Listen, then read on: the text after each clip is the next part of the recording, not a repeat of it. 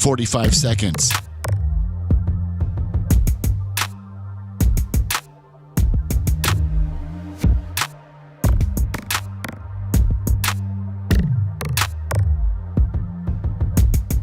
$30 seconds.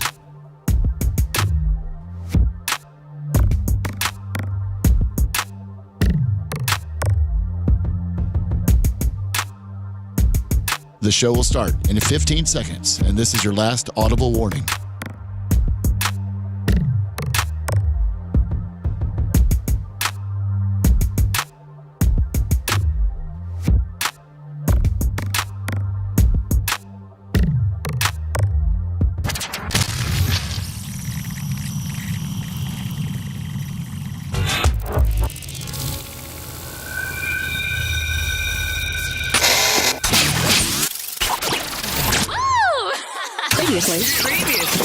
Previously on the Bubba The Love Sponge show. Big Ten's tough, man. Big Ten's tough. SEC's tough. I don't know about the Big 12. Is the Big 12 tough? I mean, they got Iowa State. I don't know who's on the Big 12 anymore. I only know of the SEC and the Big 10. Who did Florida play? Long Island University. Yeah, there you go. I think it was their first game ever as a football team. It was pretty. You're listening to the Bubba The Love Sponge show. Broadcast rights for the Bubba the Love Sponge show have been granted to this station by the Bubba Radio Network and is intended solely for the enjoyment of our listening audience. Any rebroadcast, retransmission, or other use of this production without the express written consent of the Bubba Radio Network is prohibited.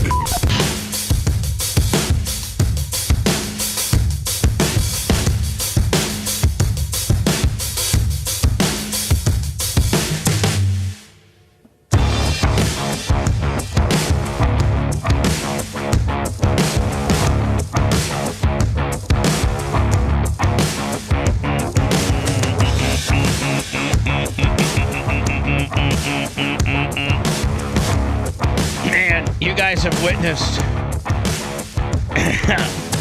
And then I think Seth was actually, by the way, it's the Bubba the Love Sponge show, Wednesday, September 3, 2025. And what was supposed to be a very glorious day for me, guess what? It's still going to be a very glorious day for me.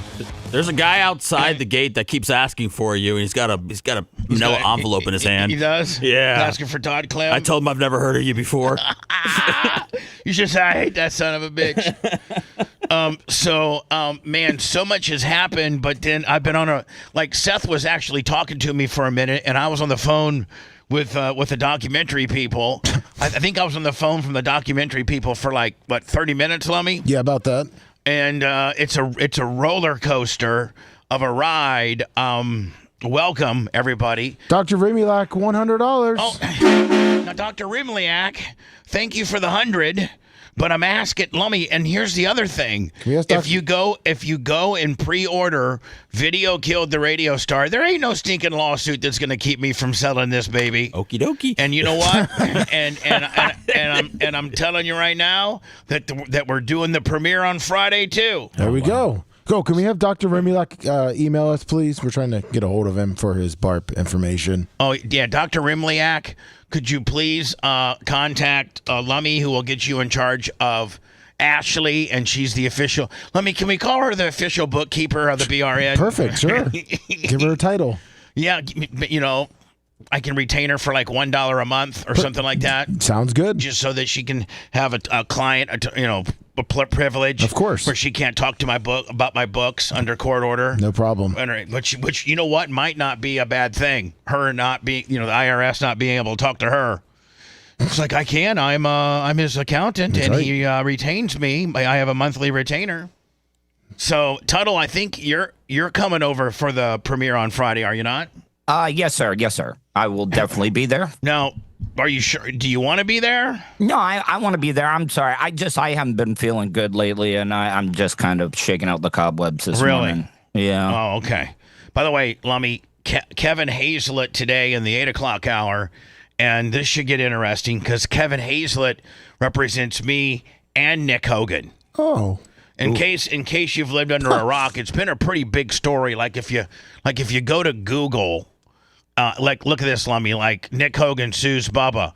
Nick Hogan sues Bubba. Nick Hogan suing Bubba. Nick Hogan sues Bubba. Nick Hogan sues Bubba. Nick Hogan sues Bubba. And At least your name's getting mentioned. Yeah. So, I mean, like, this is an absolute... Now, I was a little bit freaked out this morning because if I go to Apple, if I just go to straight Apple TV... Yes. Apple TV. Boom. And what I just, click on this, right? Yes. Okay. Click on that. And then I went to the search button, right? Yes. See search up there? Yep. Video killed the radio star. Boom. It gives me no results, but I've already had people, including my good friend Eric, I've already had people that have bought it, and Lummy. That's weird. The other It's on mine. It's on, yeah. And the other thing is, it's not $19.99, it's only $14.99. What, did you make the price lower, or did you just find out? I think maybe I've been wronged. Oh. So No, $5 is a lot these days. yeah, so Lummy, I went. And then, by the way, Gary just posted a link in our in YouTube chat for the Apple TV. So Lummy, I went to my phone. Yes.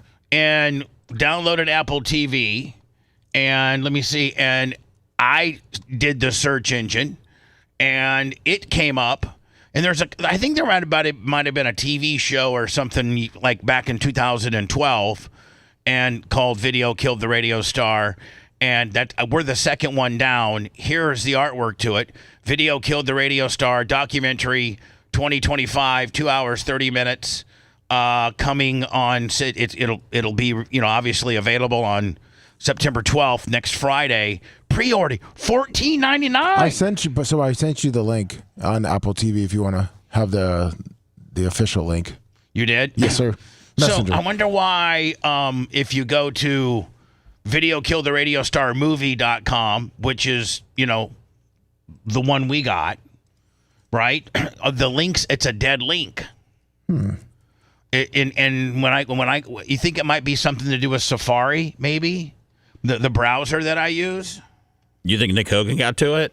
Yeah, I think so. Let me here's our homepage for videokilltheradiostarmovie.com, and it plays the trailer, which I can't play because that's what they're suing me over.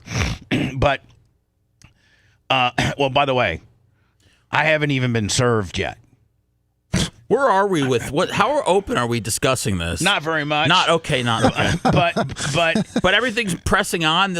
You heard me talking to the dude. I mean, I think you heard me. He's like, "Yeah, we're going." Well, I left. I pitched you a couple of shows, and then I realized that you were on the phone. So then I went and sat in your chair for 20 minutes. Oh, you did? Yeah, Lummy and I were talking. And Lummy said, or I heard you say that you found a setting where it doesn't mess with your arms or your feet, and it just gives you that back experience. Yeah, you were always about it gets your wrists and your calves and all that stuff. I love my calves. No, I don't need that. Oh. I need the back and the shoulders, and I need the intensity turned up to 11. So I did that. So maybe you can show me how to do it. I will, yeah. So Lummy, on videokilltheradiostarmovie.com, it's got all of this, and it says get it on iTunes, and it's a dead link. See, look, boom, dead. I'm smashing it. Huh. Here. So I don't know why that's not working, but Have you gone to BubbaTheLoveSponge.com? No, I've not gone to BubbaTheLoveSponge.com, but I heard that was pretty slick and fancy nowadays too. It is, yeah. Over there, my good friend Thomas Gentry has been, he's got us on Spotify, Apple, iHeart, Pandora. It's kind of it's a little bit different than Bub Army HQ. So we're kind of part of the Shaq Fu Radio Network. Yeah, we are. We're part of the Shaq Fu Radio Network. We really are. We need to get a hold of Thomas Gentry that on the Shaq Fu Radio deal. Yeah. That we're listed as that. Got it. The other good thing is I've been saying that the pre-sale was $19.99. Well, really no incentive to buy now compared to next Friday, because next Friday it's $19.99. But Lummy, my buddy Eric just bought it, and we pulled up the screenshot, and it's $14.99. It's so you save $5 if you buy it this week. Get on it. So now, Lummy, where did I sent the link in the messenger. Oh, you did? Yes. All right. I don't know what I'm going to do with it, but if you type in promo code lawsuit, you get a 10% off discount. Good idea. I'll stop. Sorry. Oh, we can't play this, Lummy. Oh, you get that off. Sorry. Okay. Hold on. So when you type that in, is this the link? Yes. Where do you buy it, though? That's the link. That's just the link. That's the link that you sent me. Let me show you here. Go to my IM. Everybody, please understand I wasn't able to prepare for the show. I'm just really scrambling around right now. I got lawsuits. Do you think Nick would ever get like the blonde hair, the dangly blonde hair that Hogan had? The skullet? I think Nick is as litigious as his father was. You have to sign in, so that's why you don't see a sign in. Because once you signed in, it says buy now. Oh, okay. Yeah, you're just not signed in. So this will you got to be signed in. Correct. All right. So once you sign in, then it allows you to buy it. Correct. Yes. But you can't buy it until you're signed in. Yeah. Okay. Watch on Apple. Oh, hold on here. Watch on Apple TV, and then it gives me get the Apple TV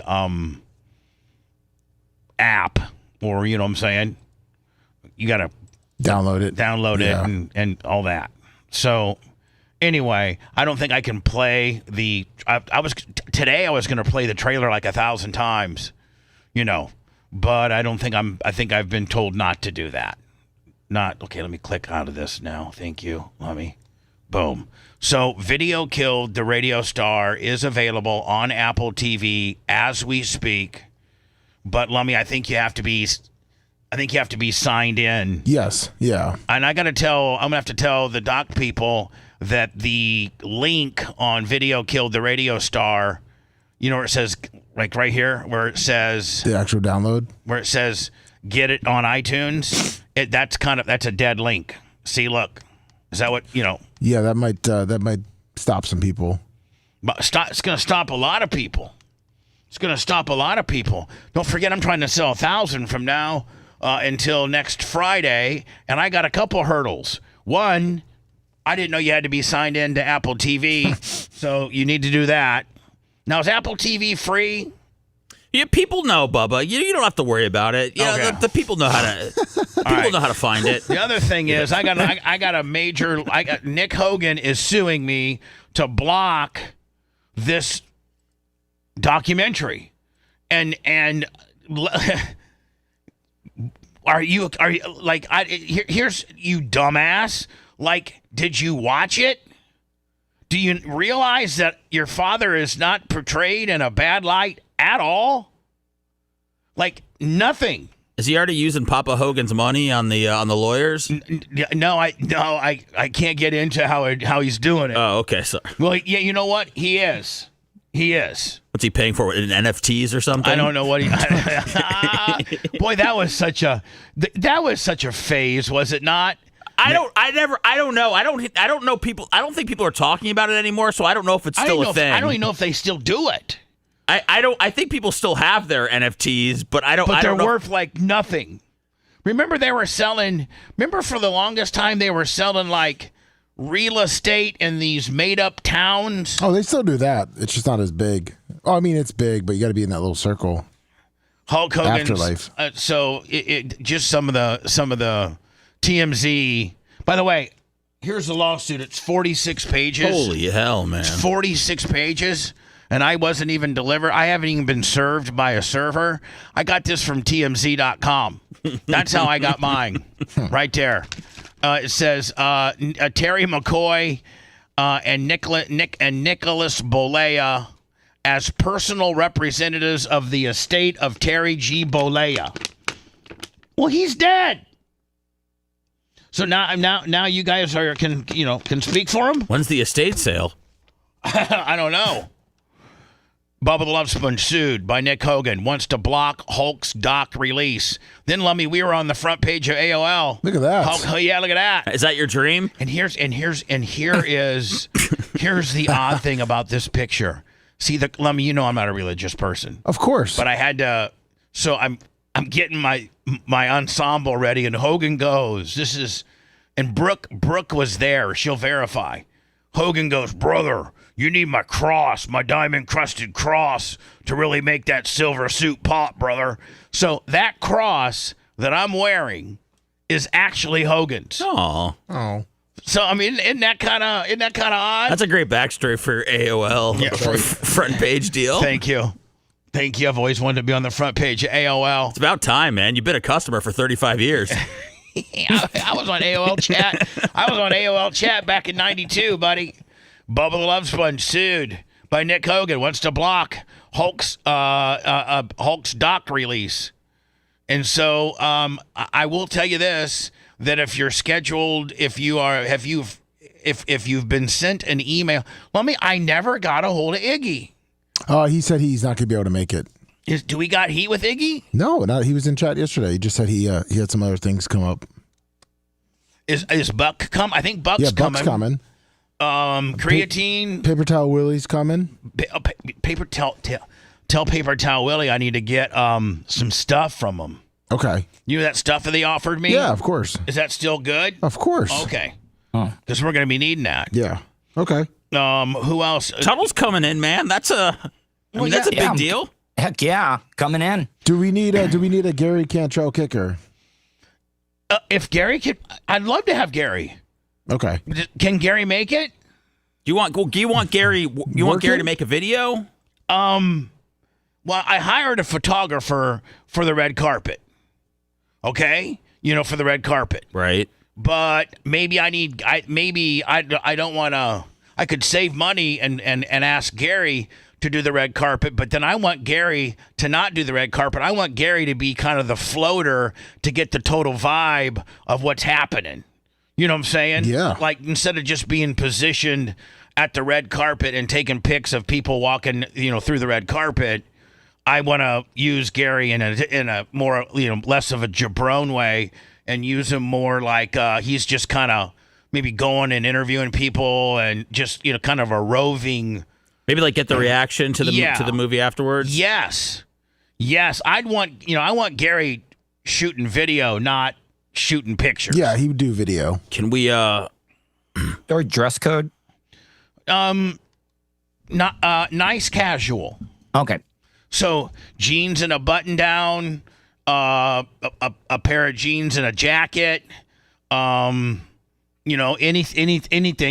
other than like basketball shorts and a t-shirt. Oh, of course. So, just nice casual. Something like you're going to a nice restaurant.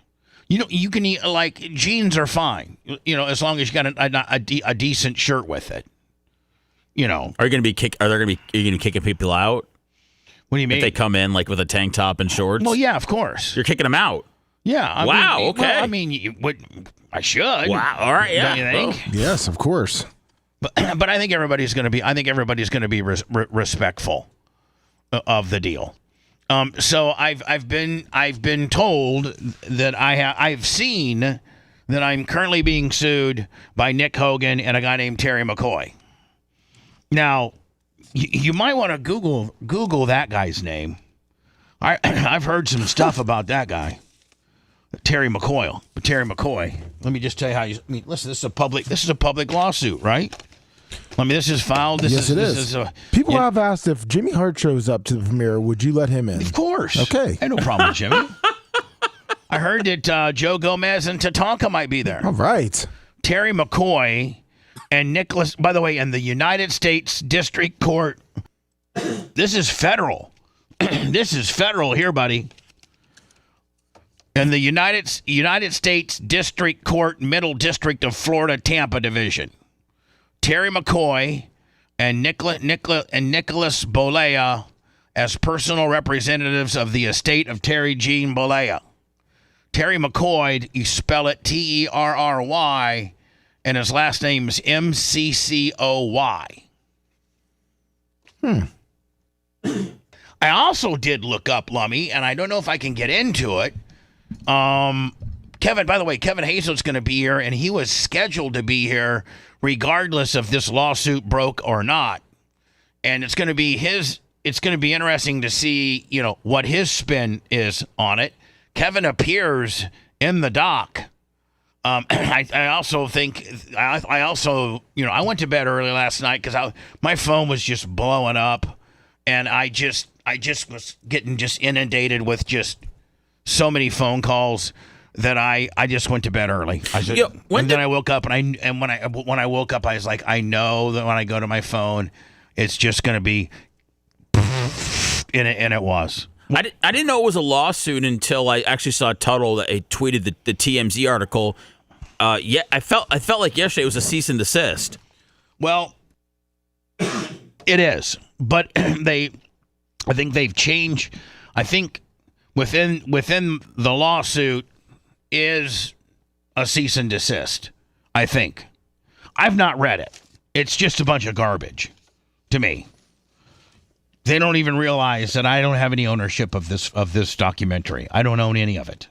So they're suing the wrong people? So they're suing the wrong people.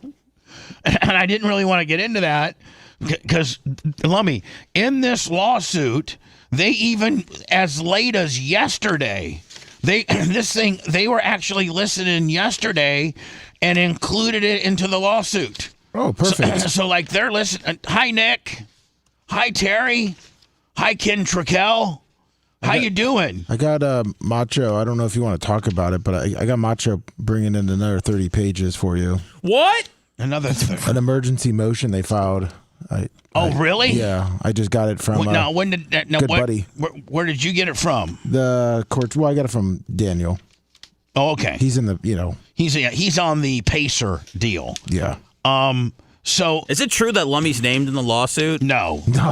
Okay, all right. Let me just say here, I'm trying to find that they were actually, as of I read it. I was reading a little bit this yesterday, and when Macho brings it in, I'll read what he said. But they were even like Mr. Clem was asking his listeners and viewers. Thank you, Macho Man. That just came down. Yeah. To as of Wednesday, September 2nd, to pre-buy the said documentary on Apple TV. Here we go. The website also confirms the documentary unpacks the lies, the betrayals, and the lawsuit that rewrote the rules of privacy will be available for pre-sale on September 3rd, 2025 through iTunes. During his show on September 2nd, 2025, Clem promoted the documentary, the trailer, and the website, including the website's artwork. Encouraged his listeners to pre-buy the documentary for $20 on iTunes. I was mistaken. I guess we're giving you a $5 break, so it's $14.99. Clem reiterated the documentary will be available for purchase on Amazon Prime and Google Play on September 12th, 2025, and that he would be promoting the documentary this week. Lummy, they listen to this. Yeah, they really listen. Count number, by the way, paragraph 80. Clem also confirmed the documentary will be premiering Friday on September 5th during a private event and will be played in its entirety. Clem claims to have sent out 500 invites to the show and expects 350 to 400 people. What people don't realize is the guy that drafted this website, Ken Trickell, was invited. We actually invited him. Wow. We invited the dude. That's how much we feel that this is not a problem for you guys. We want you guys to show up. Nick, Brooke's going to be there. Why don't you show up with your porn star wife?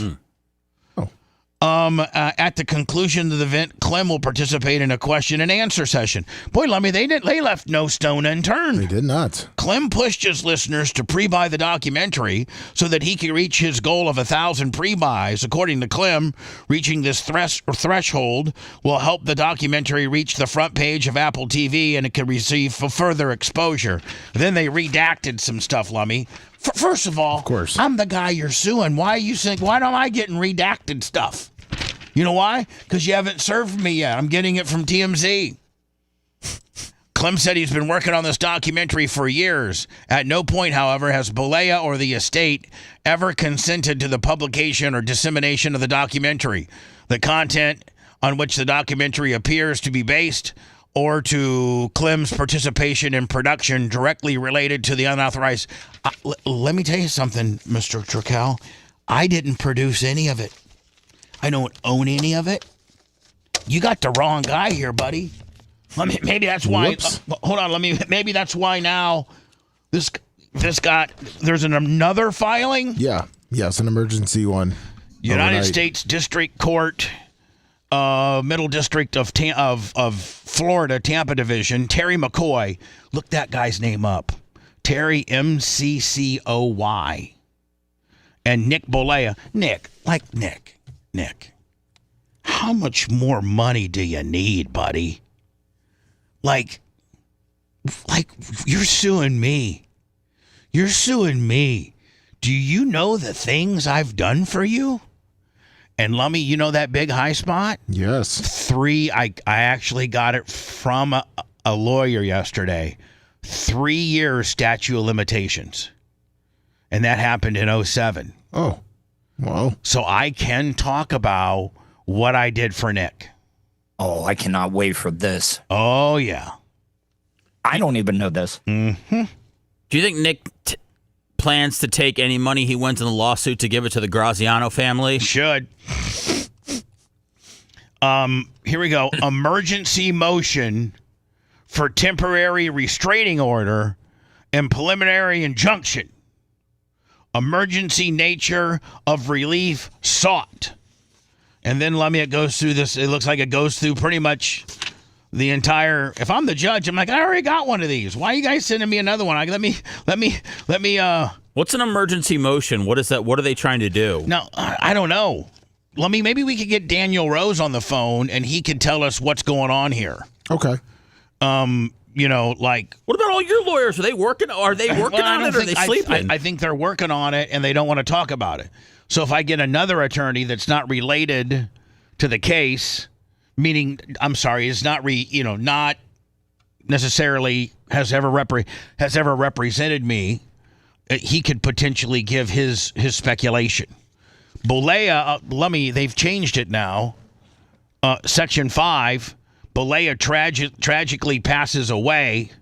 On July 24th, 2025, Bollea tragically passed away. Upon Bollea's death, his rights under the settlement agreement and his copyrights in an unauthorized video and any other content containing Bollea transferred by Clem to Bollea, and then let me a big old redaction. Of course. I wonder if they think that you were waiting for him to pass to release this. And listen, Seth.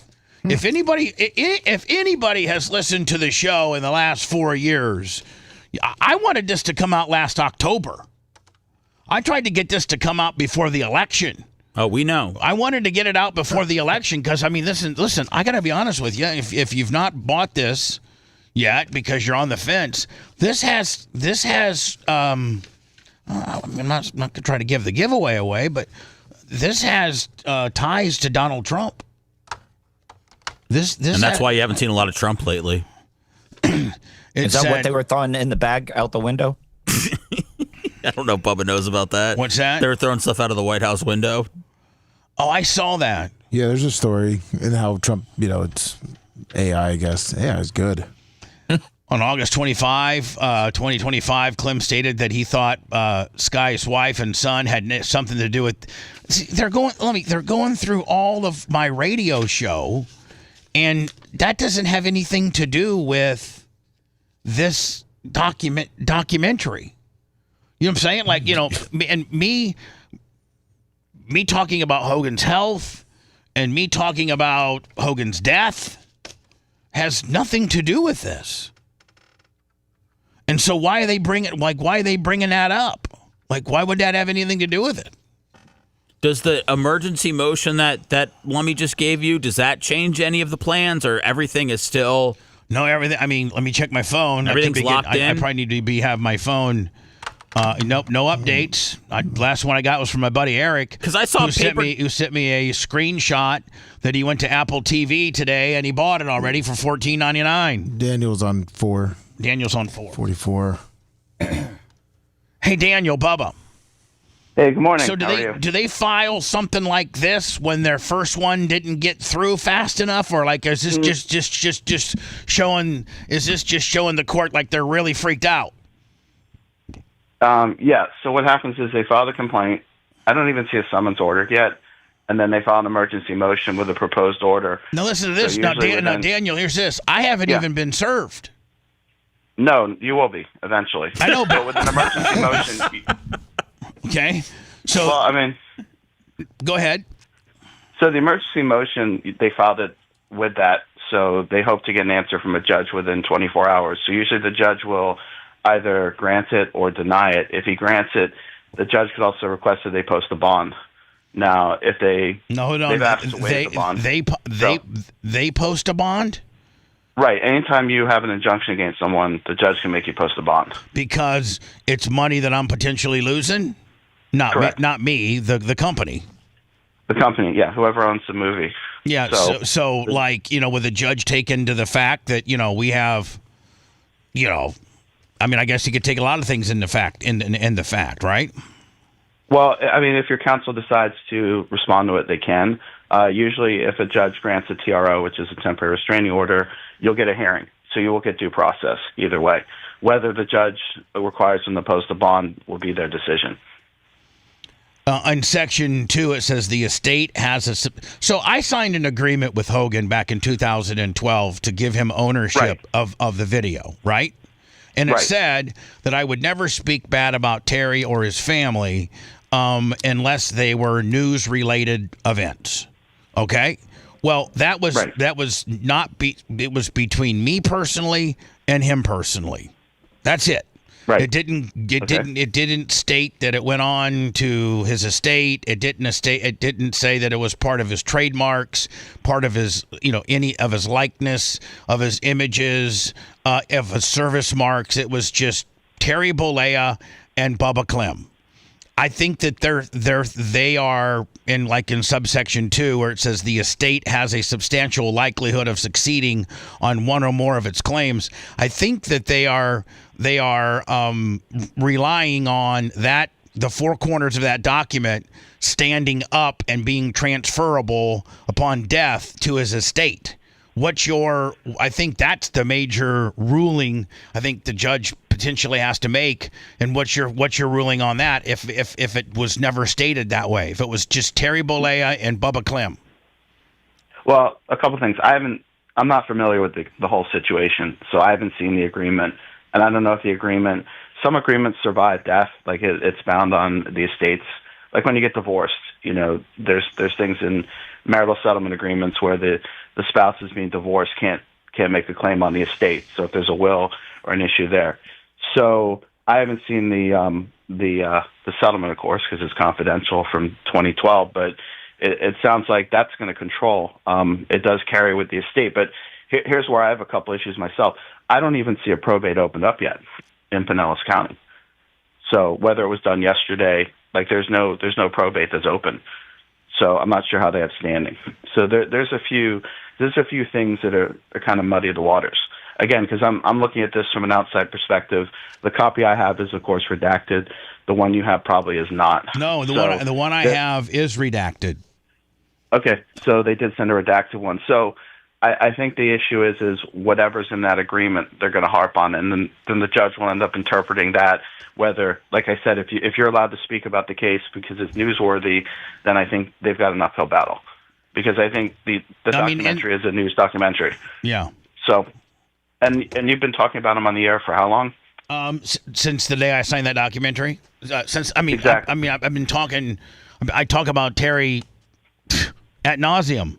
Yeah. Ask the trolls and the fans. I mean, my lord. I mean, I ask anybody. That's the majority of my whole shtick is talking about Hogan. Yeah, it seems like it's litigious. I mean, from the exhibits I see, it's not like they couldn't have looked at the documentary if they had issues, or I'm sure you would have said they were invited. They were invited. I've seen it. We invited them. I've seen it. Oh yeah. You saw where the owner of the film invited Ken Trickell. Right, but I also I've seen the documentary, and I think the misconception is it's not really a Hogan doc. No, the documentary has nothing to do with him, really. If you think about it, the end game has nothing to do with Hulk Hogan. Here's the deal, and here's the deal. You've seen it, but here's the deal. Like, it makes Terry look good. It makes Terry look like a victim. It doesn't give any. It doesn't blame Terry for any of it. Doesn't put him in a bad light. Doesn't do. I mean, there was things in various lawsuits that we were. This has a lot to do with the Cox versus Hogan lawsuit that settled. This is basically what this documentary is what that Cox settled for a reason, because it was so salacious on the backstory of the release. That's why Cox settled. That's what this is all about, and none of which makes Terry look bad at all. None.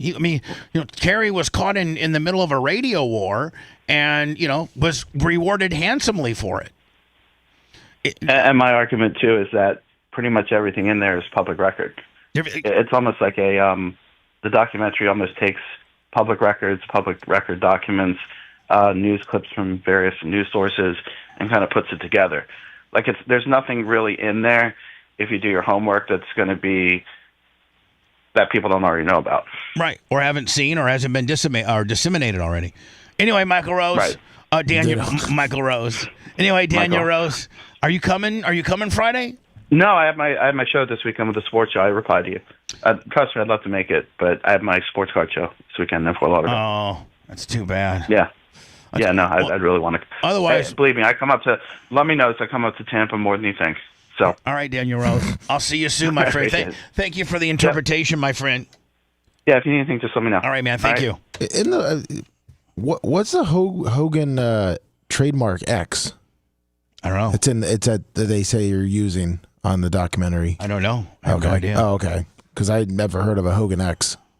I never heard of an Hogan X either. Oh, okay. It was just it's in there. In that 45-page emergency, Willie? Yes. What if we offered to promote Hogan's karaoke night from here till our last day on the radio in exchange for the freedom to air this documentary without any legalities? We could even say this, like Seth, the better, because as long as we're heard in the Tampa Bay market, we will promote your karaoke night. With no sarcasm whatsoever. No, saying like this is the best karaoke night there is. Yes. Like if you were going to, like you might not even be a karaoke fan, but if you went to Hogan's Hangout on Monday nights, their karaoke is splendid. Like it is second to none. You're going to feel like you were touched by God and Hulk Hogan himself when you're done singing. Exactly. You might not even be able to sing at another karaoke place, but you can sing like an angel as soon as you get on Hogan's Hangout stage. It just does something to you just become that much more talented. It's chosen by all Koreans. Koreans love karaoke. They're there every single karaoke night. Love it. Koreans. Yeah, so you didn't know Koreans love karaoke? I did not know that. The Japanese do too, don't they? Yep. Asian culture. All right, so I got to monitor my phone, Lummy.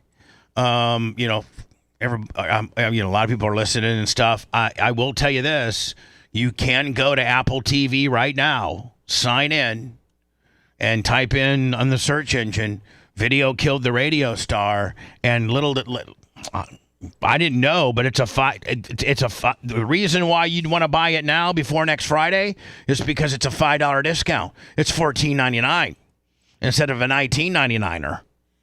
So that money that you were going to give us today, Mummy, I wonder if we could have people. We could put like a Facebook post, and we could have people that have already pre-bought the show. Post their little pre-purchase, but then again, you got trolls, and then trolls will start messing with them. The whole thing. So if sad. Yeah, like there's really no way to find out. in a public type forum, whether you've purchased it or not, without getting screwed. Because don't think the trolls aren't going to really come out for this now. Right? I mean, they hate me when I'm not being sued. When I'm being sued, they really turn up the heat.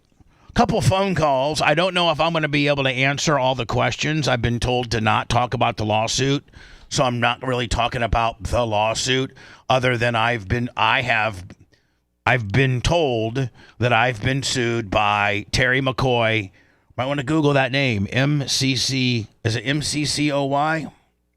Yes. Do you want me to send you what I'm finding? Yeah, send me what you're finding. Okay.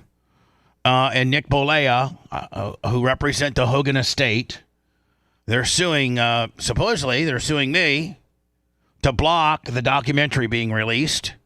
The owners of the documentary are like, the emails, by the way, Lummy, everybody gets your tickets from an email today.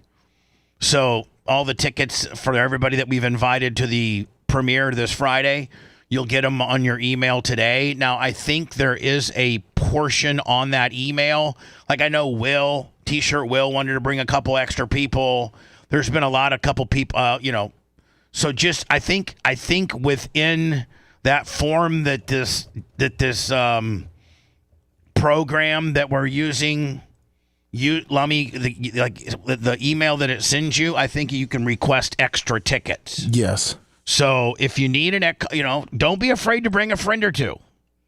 I want to pack this joint. People are saying, oh, there's no way Bubba can put 500 people in a movie theater. Watch me, bitch.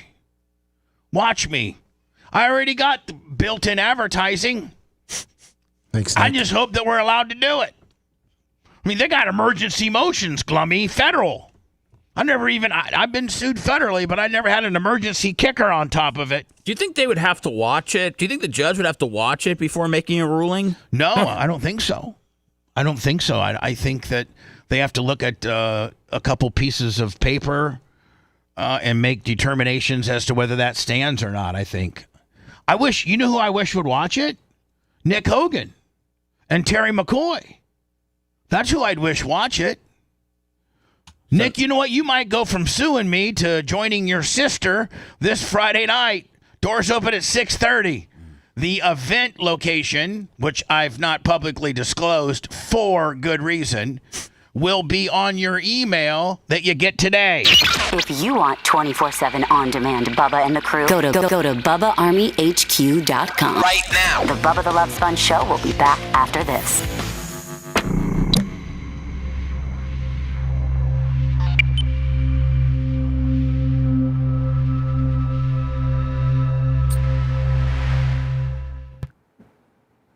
That segment?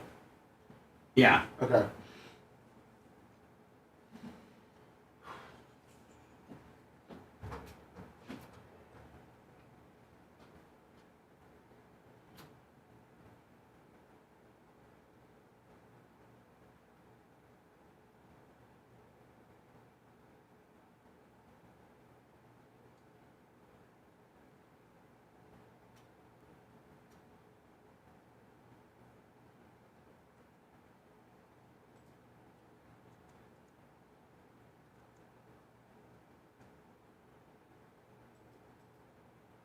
Dirt Merchant.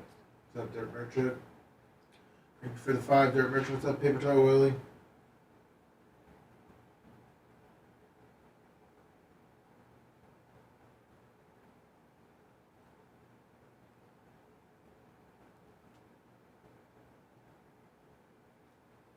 Sweet.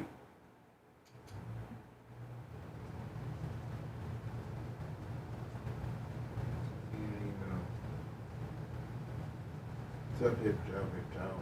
What's up, Yinzers? Thank you, Dr. Remulac. Baseman 6, 60 months. Fish 26, 44 months. Pink 1 in, 23, 59 months. Florida Moonshiner 62 and 77. Skill 77, 80 months. What's up, 843 Bubba? Dirt Merchant, $5. Johnny Goes. Miko, you just pre-ordered. Give me the tell me if you're Yeah, I guess in chat, right? They can say pre-ordered. There's also there's a place you can do it on Facebook. It's just a comment section. Put it there.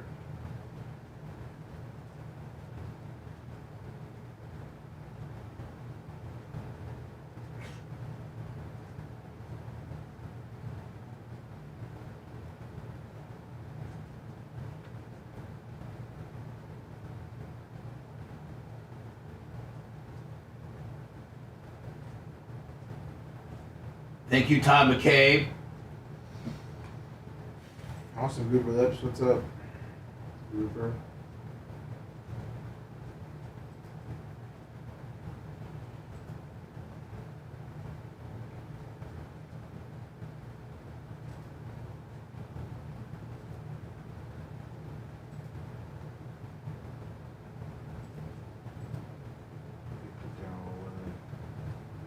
Sorry, DG.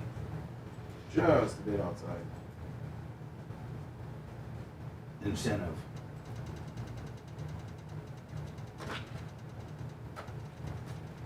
Good morning, Bubba The Love Sponge show. John Costica, 100 and a pre-order. Okay, buddy.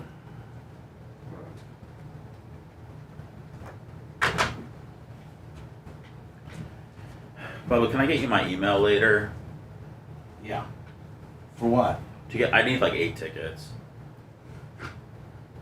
What?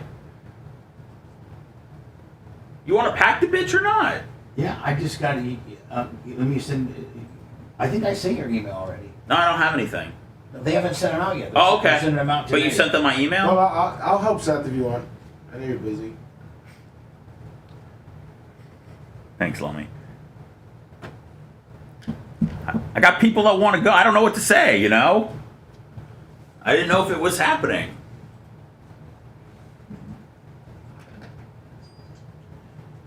Oh, who's Keith? Keith, $100 in the pre-order. Is that Keith Yeager?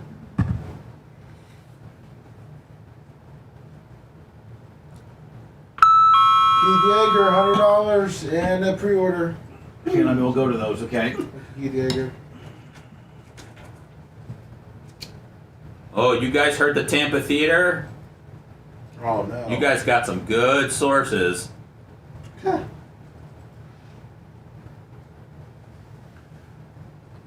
People coming in chat with their big old dicks and their big old predictions.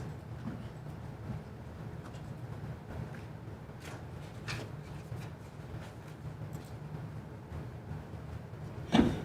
Penn, Telly, Tron. I don't think. Will you see if there's a video on it? On the story. Yes.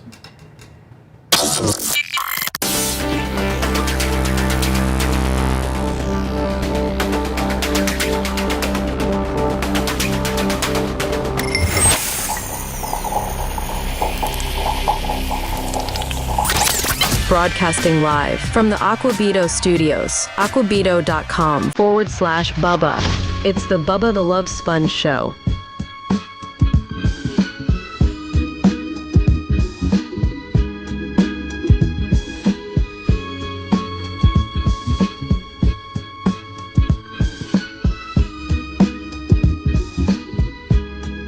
Lummy, this is the first time, and I'm not bitching.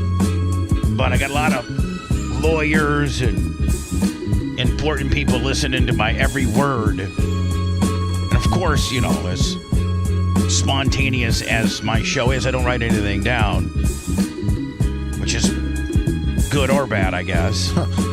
But they're listening to my every word and analyzing my every word. And of course, I mess up from time to time. And then they're correcting my mess ups and having me like, it's just like I feel like I'm doing a show with handcuffs. And I swear to God, I was told one thing, and now You're backpedaling? now it's not that, and I feel like it's going to be an absolute crap storm. And I'm really scared. John Costica, $100 with a pre-order of Video Killed the Radio Star. Lummy, I think you got a couple. Keith Yeager, $100 with a pre-order. Dirt Merchant, $10 with a pre-order. Pre-order if you pre-order on Apple TV, it's only $14.99. You get a $5 savings It drops next Friday, September 12th. Video killed the radio star amidst of Nick Hogan and the Hogan estate trying to sue me personally, which I have no ownership into the film. So, good luck. And, you know what? I would suggest that they come. Ken Trickell and everybody, why don't you just come up before you start suing? Why don't you watch it and realize how good it is, and realize just how damn good it is and how good it makes Hogan look. Like, why would you sue somebody over somebody making Hogan look good?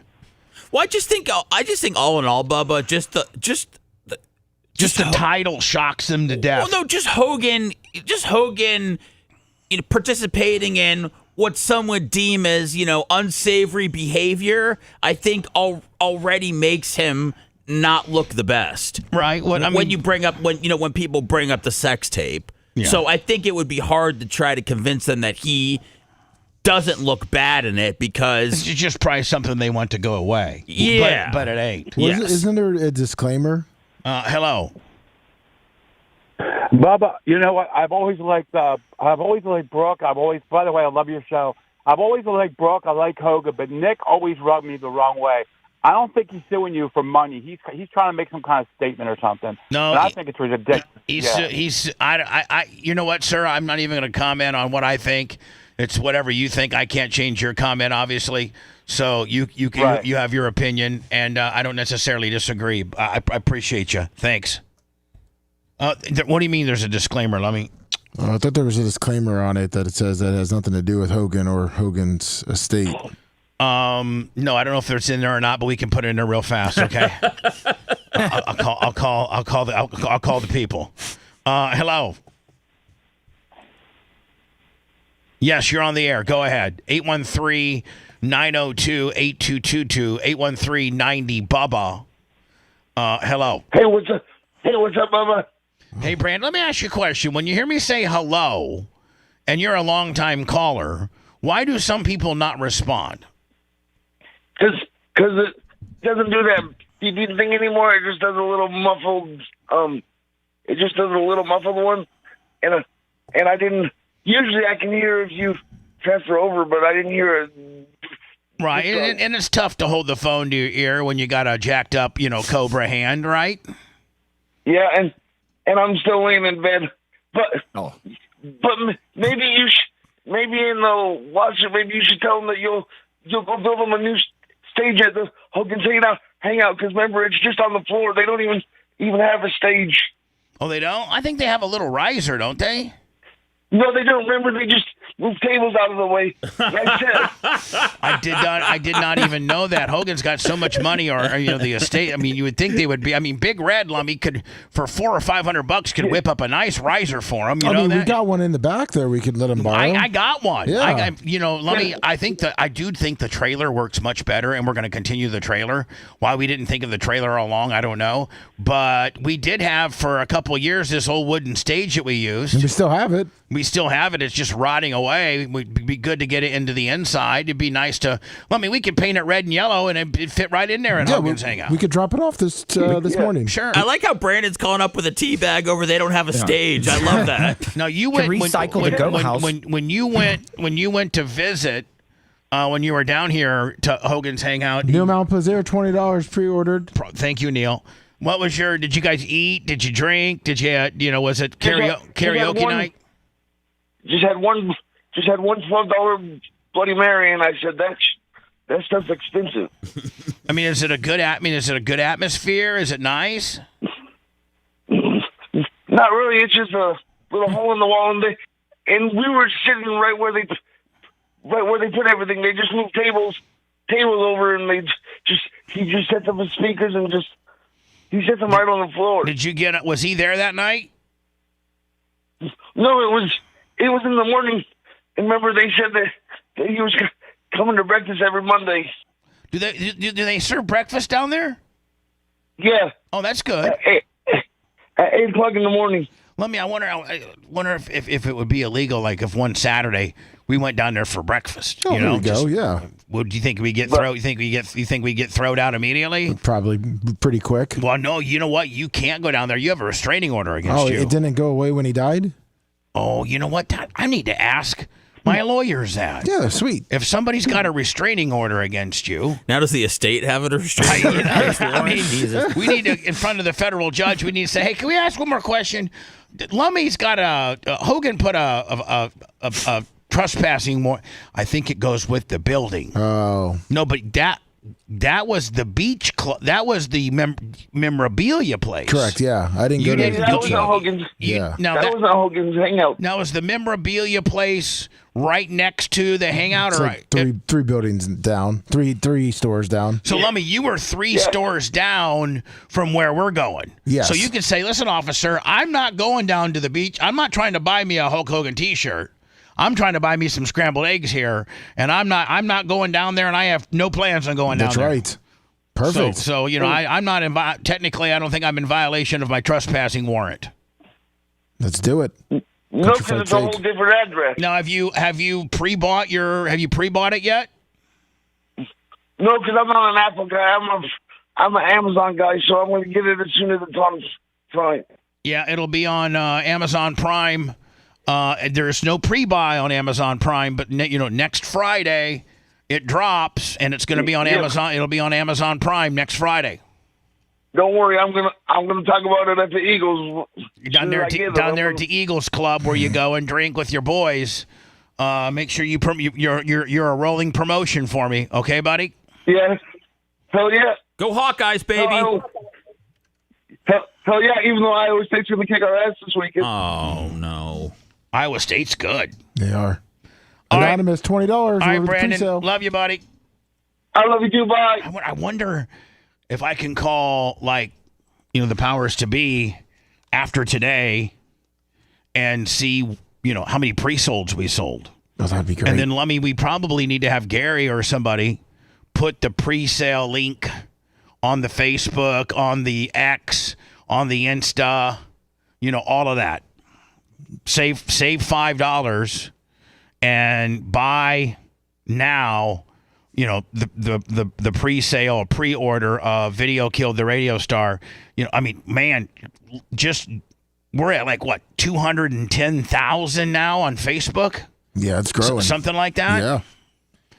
There were reports that because Trump took 2 days off. Trump took 2 days off just to mostly enjoy the Labor Day weekend and to golf with his grandkids. And wasn't there reports that he was dead? Yes. That he was dead? Yes. Completely different, but about a big viral social media trend over the weekend. How did you find out over the weekend that you were dead? You see that? No. People didn't see you for a couple days. 1.3 million user engagements as of Saturday morning about your demise. Really? I didn't see that. I have heard it's. He looks tired and mad. Big E7375, $20 pre-order. $20 pre-order. Thank you, man. Doesn't he look a little pissed? It's sort of crazy, but last week I did numerous news conferences, all successful. They went very well, like this is going very well. And then I didn't do. Last week I did 5 shows, and no, I did 4. And I've done 2 this week. This one's going very well, just like the last 4. Yes. Money for 2 days, and they said there must be something wrong with him. Biden wouldn't do him for months. You wouldn't see him, and nobody ever said there was ever anything wrong with him. I do remember this, man. I'm not trying to hack on Biden or anything, but I do remember, I would be like, I can't even tell you the last time that he did a press conference. He would go weeks, wouldn't he? I think one time he went over 40 days. And we know he wasn't in the greatest of shape. No, I heard that. I get reports. Now, you knew I did an interview that lasted for about an hour and a half with somebody, and everybody saw that was on one of your competitors. Something completely different. Has anybody gone and looked at the South Park stuff? Oh God! Yeah. Has anybody gone and looked at Trump sued CBS, which is I think owns Paramount and Comedy Central, and so was it for $16.9 million? And so CBS, Paramount, Comedy Central said, okay, we'll write the check. We've been found guilty or whatever. Or I guess it was a settlement. Only time you settle is when you're, they got you dead to rights. And so they've now are using South Park as a way just to absolutely eviscerate Trump. Like every episode's about Trump having a small penis. And I guess all throughout, I was mistaken yesterday when I said Melania was portrayed as the devil. The devil has always been a South Park fixture. And Satan. But I think at one time it represented Saddam Hussein and various other. And so, are you saying you didn't get South Park? What do you mean? Are you saying it confused you? No. It's okay. It's all right. No, it didn't confuse me. It just that it was they were using the devil where they were normally because the devil was in bed with Trump. That's what. Yes. Yeah. Okay. And so I got you. I was saying, they're using the devil as Melania, but they use the devil for anybody they want to bury or any bad guy. The devil's horny. And the devil is horny. I think I just got $100 PayPal with a notation of a pre-buy from let me see here. Boy, the Michael West. All right. Let me write this down. Yeah. $100 with a pre-buy. My favorite part is midget JD Vance. Oh, I know. As Tattoo from Fantasy Island. Who is this girl? This Kay? Yeah, who is she? Oh, isn't that Dr. Dan's girl? Is she a sportscaster? Sponjo, you remember 2 weeks ago when Dan goes, "Hey, let me look up Kay Adams," and then you played her and you're like, "Yeah, she's not that great." Right? This is her. Oh, okay. Yeah. So she's the sports girl. Yes. Right. Now, what influence would she have over either organization to influence Micah Parsons being a Green Bay Packer? I mean, she can get on there and give her opinion of it and say, I think the Packers should do this and yada, yada, yada. But I don't know necessarily that she has. I don't know that any sport, and I don't know that anybody outside of working for the Green Bay Packers and So I saw on Twitter somebody made the comparison that the way that guys believe strippers like them is the same way guys believe that Kay Adams loves their favorite team. Big Arms 101, $20. And a pre-order. Okay. So she puts over. I mean, she goes to camp. She talks with all the guys. I don't know if this had just happened after she was at Green Bay camp or whatever. Or maybe at Dallas camp, and did she have a conversation with Micah? No, did she do an interview with Micah? Look, she's gone to all the different teams. She had an interview with when she went to the Packers camp and asked Jordan Love what it would be like to play with Parsons. Oh, okay.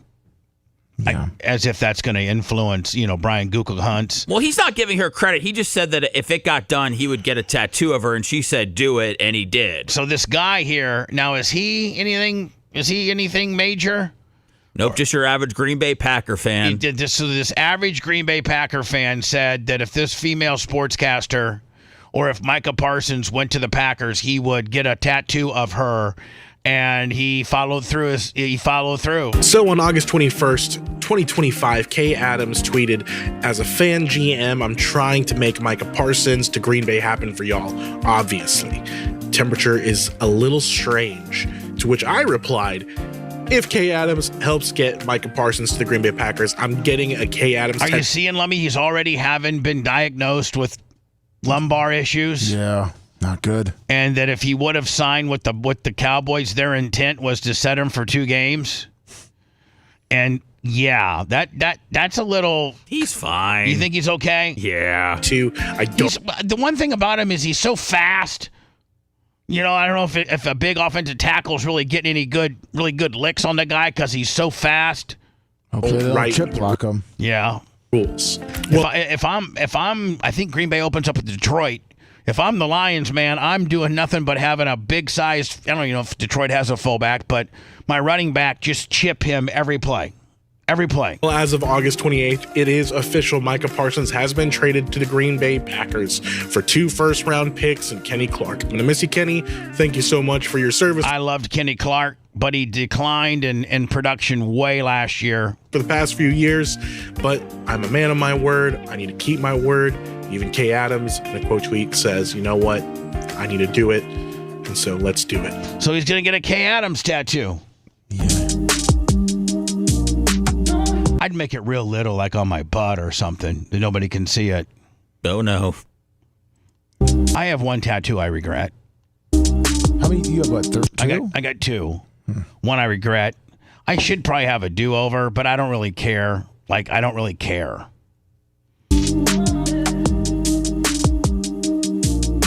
You have any tattoos, Lummy? No, sir. Tuttle? Nope. Macho Man? Oh, yeah. Oh, yeah. He's got tattoos, doesn't he? Oh, yeah. Yeah. Tribal. Seth, you got any tattoos? Oh, yeah. You do not. I got a couple of sleeves, cowboy. I mean, this guy's going big with it on his forearm. Yeah, this is a little. One day this guy's gonna get married, and there's gonna be a woman that wants to know why there's another lady on his arm. Kind of like when Matthew Hoxie got the Bubba Army tattoo. Lummy, his wife was so pissed about it. Is Matt Hoxie okay? I saw him. He was a little depressed on Facebook or something. Oh, he gave like $20 last week. Okay, well, that doesn't mean he's not going through a tough time. Is he okay? Matt Hoxie, you okay, buddy? Oh, God. Wow. With a cheese head. You know what this guy did, Lummy? He did it for clicks. Oh, yeah. Of course. And for Kay Adams' clout. Now she knows who he is. He's got 922 followers from that. Oh, he did? Yeah. Oh, fantastic. Tens of thousands of Epstein-related records from the DOJ released, the Oversight Committee says. I got to think that none of them mean anything, because that's the only report I got, is that tens of thousands of Epstein-related records have been released, but there was nothing that anybody had. Supposedly, everyone's combing through the 33,000 pages trying to find things. Oh, so there's 33,000, and people are really, really, really looking into it. Yeah. One time I was being sued, and we got an 88,000-page dump discovery, and Tom Bean had to. I mean, this is why I owe this guy my life. He had to read through, because I couldn't afford my attorney at the time to pay for his legal firm to read it at $300 or $400 an hour. Tom Bean had to read all 88,000 pages. Jeez. And within that 88,000 pages, he found the smoking gun that we needed to prevail. Great job, and Tom. They buried it like on page like 54,516, like in a riddle little paragraph. But that's my boy right there. Can you get an AI lawyer to read through your stuff? I don't know. I think so. I mean, maybe. I was messing around. I was with my sister this weekend, and her husband Tarek. He's got what is it? Grok. Grok, yeah. I call him Gronk. Grok. That's an idea. Is that you come up with an AI that's stupid and you call it Gronk.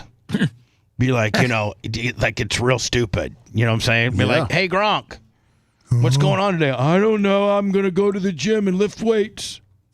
But anyway, he was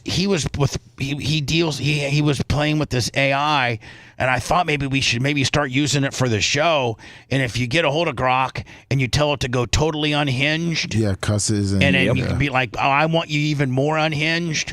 Well, I told him I went and downloaded it on my phone, and I told it, and I asked him about myself, unhinged. Like I said, hey, go unhinged and tell me about Bubba the Love Sponge. You should have seen. It was worse than Reddit. You can do it too. You can be like, hey, why don't you roast Bubba the Love Sponge like in an Eminem style song, and then it'll rap and roast you. It does, whatever you want it to do. Why don't you grow so fast, or something else? I'm not quite sure what you're asking about growing. Could be plans. I'm not asking you about nothing. I'm asking about when I asked you about me, and I think if you can go almost Nazi unhinged on there too. Now here we go. Whoops, hold on. They did write something about me. I don't know how I get it to talk to me. It was just talking to you too, though. I know, but so it has it's in it. Oh my God! You know what? Let me go to words. And to see if you guys can. You still got that app that does the AI songs? Those were good. Those were good. You guys are making fun of me on that. I know. I discontinued. What do you mean? This is. It even talks about Hogan Raw Dog and my dog, my wife. Is that going to be in the lawsuit then? We're going to redact it. Want to listen to the show on demand and on the go? Enlist today at BubbaArmyHQ.com. Sign up and start listening. The Bubba the Love Sponge Show will be back after this.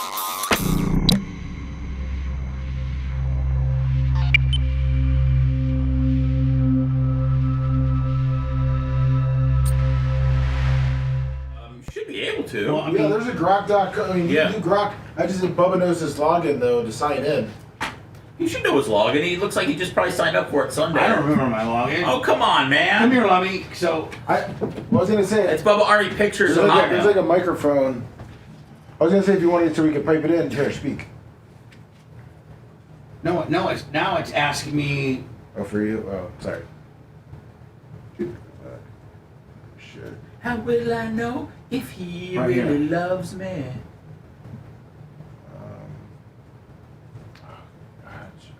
You can't. I just wanted to talk to me. I can put this up to the microphone. Okay. I'm not 100% sure on that. I'm sorry. That's why I was trying to get it over the computer. I'll try to figure it out.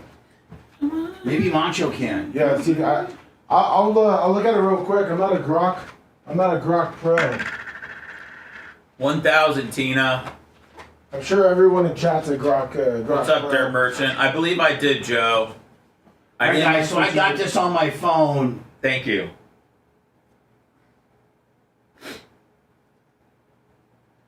Let's see. Yeah, I didn't get a chance to go through and mark everything up, but I'm pretty sure I saw the Venmo come through. I get a text. What's up, Berto? What's up, Felix? Berto, I got to send you some pictures of the capybaras. How will I know? How will I know?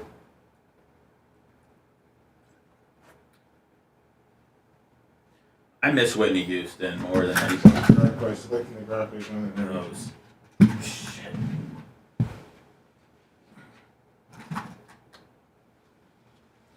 What up, Blazing Blues?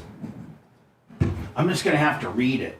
I have to listen to each message on Grok. Bubba the Love Sponge. That guy's a walking train wreck with a mic like Howard Stern. If he snorted a line off a stripper's back and then sued everybody for fun. I'd love a girl talking to this to me right now.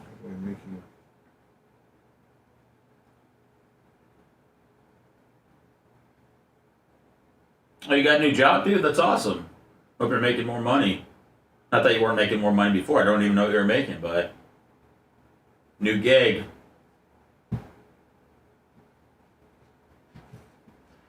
Voice mode. What up, BS Profile? What's up, Andy?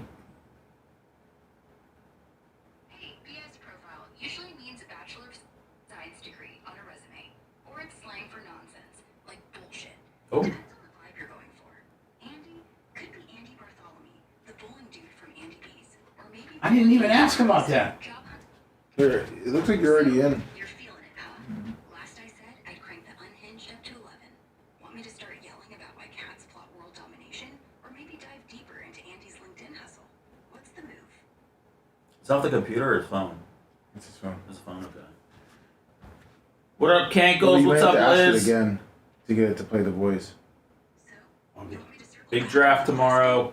I think you mean asking about Andy or BS profile again. Okay. All right. Yeah, I mean, it's like... BS could...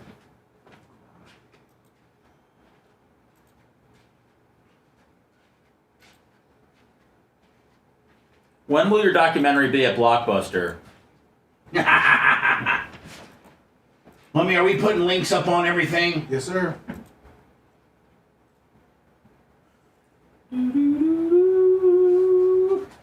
They're all What's up, They're everywhere. 14, 17, Dirt Merchant. Oh shit, you're up. Bonjour. Yeah, in 82 months. Gonna start collecting soccer cards.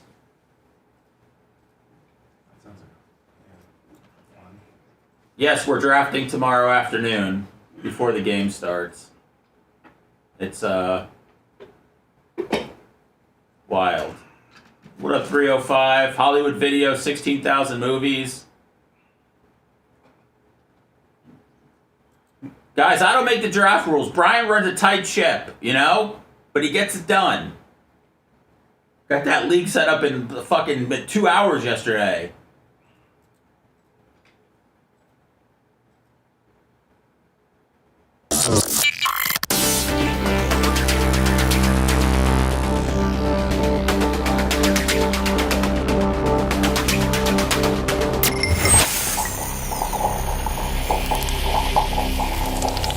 Broadcasting live from the Aquabito Studios, aquabito.com/Bubba. It's the Bubba the Love Sponge Show.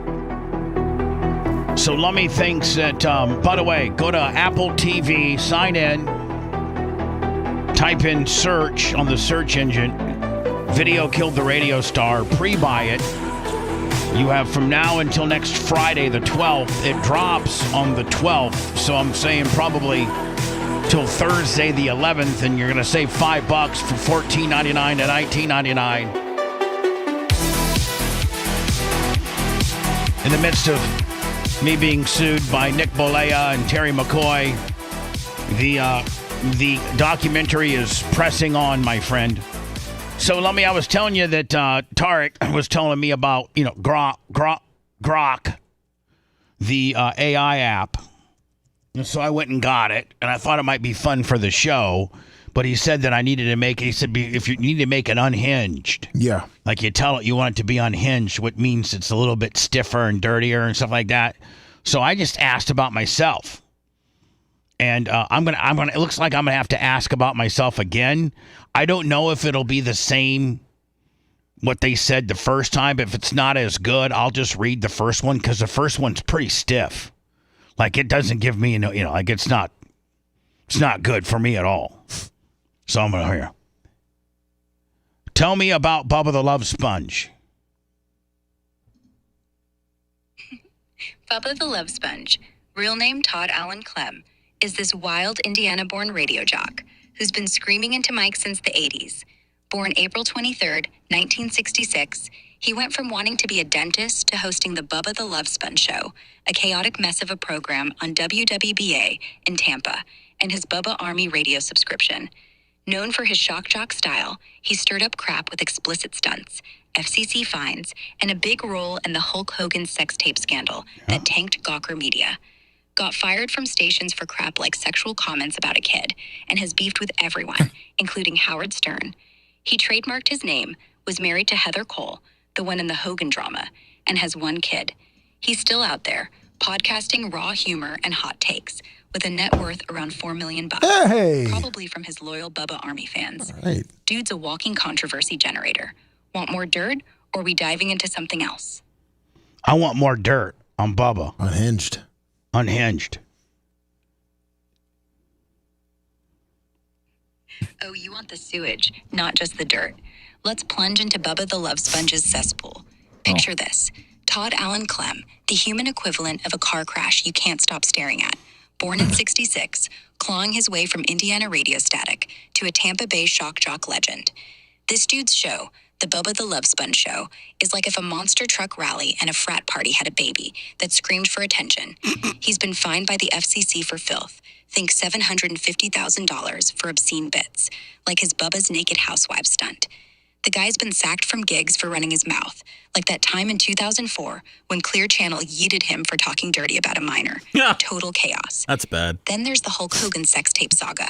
Bubba's ex-wife, Heather Cole, who he married in 2007 and split from in 2011, was caught on tape with Hogan, his so-called buddy.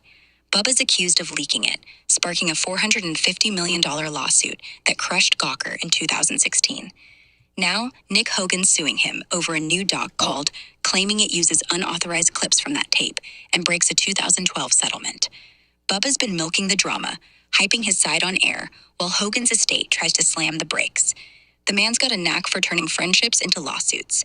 He's also had run-ins with animal cruelty accusations. Google that 2001 hog killing stunt on his show. Man, they're It's killing grim. me.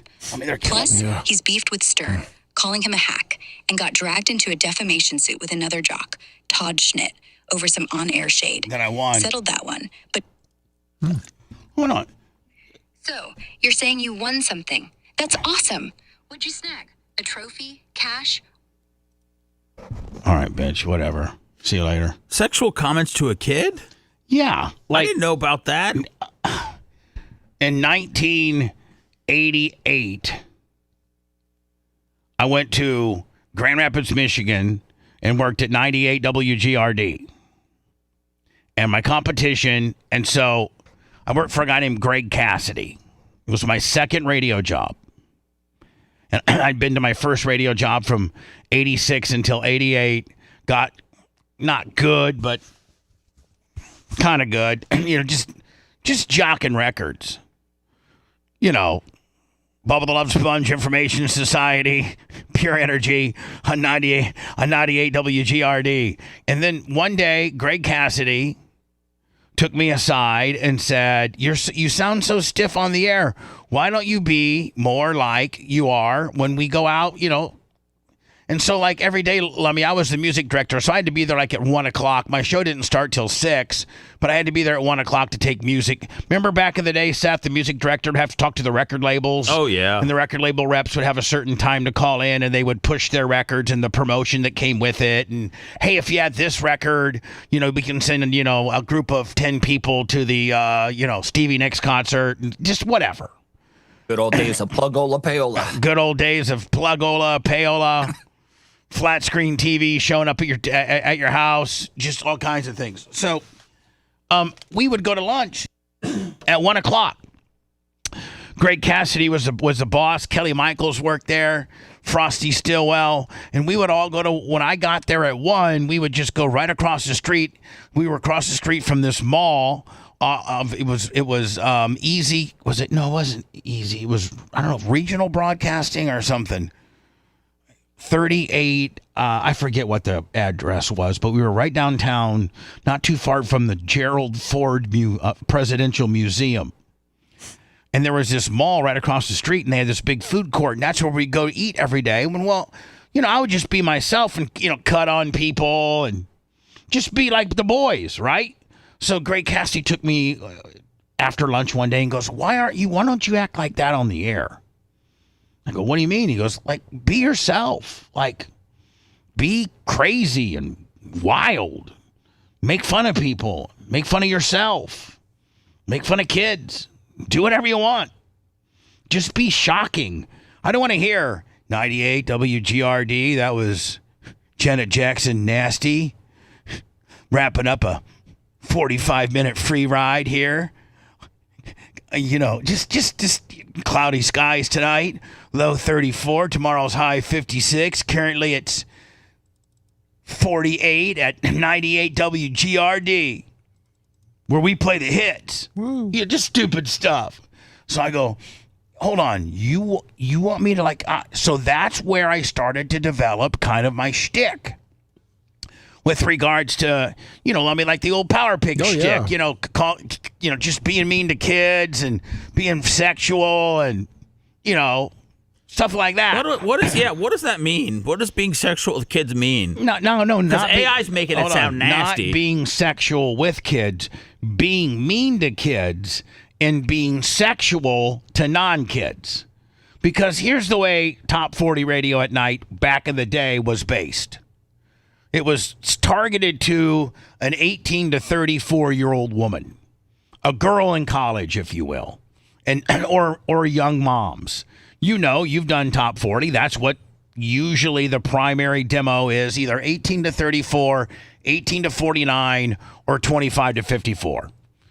Based on, the 25 to 54 would be more of an adult contemporary type gig. And, the 18 to 34 would be more like what 1015 was when you worked with Jade. Right. Stuff like that. So I was always kind of this guy that had man type humor on a female-based radio station. So I figured out that kids under the age of 18, they want to think that they're cool enough to hang out with that 21-year-old chick going to the nightclub. So if you're a 16-year-old dude or a 15-year-old girl, you want to think that you're cool enough. Well, you're listening to the music that these people are listening to that are getting ready to go out for the evening, the younger girls and stuff like that. But you sound young, you're stupid, and here's the thing. The kids love to hear the hot chicks on the air. But the hot chicks hate to hear kids on the air. If you're a 22-year-old University of Tampa, girl, and you're listening to a top 40 or an urban-based radio station and you hear a bunch of kids call in, can we hear something? You're like, I hate kids. They sound so stupid on the radio. So I was like, you know what? I'm going to be mean to kids and very sexual to those over 18. So when I'd have a girl call in, the first thing I'd ask would be, how old are you?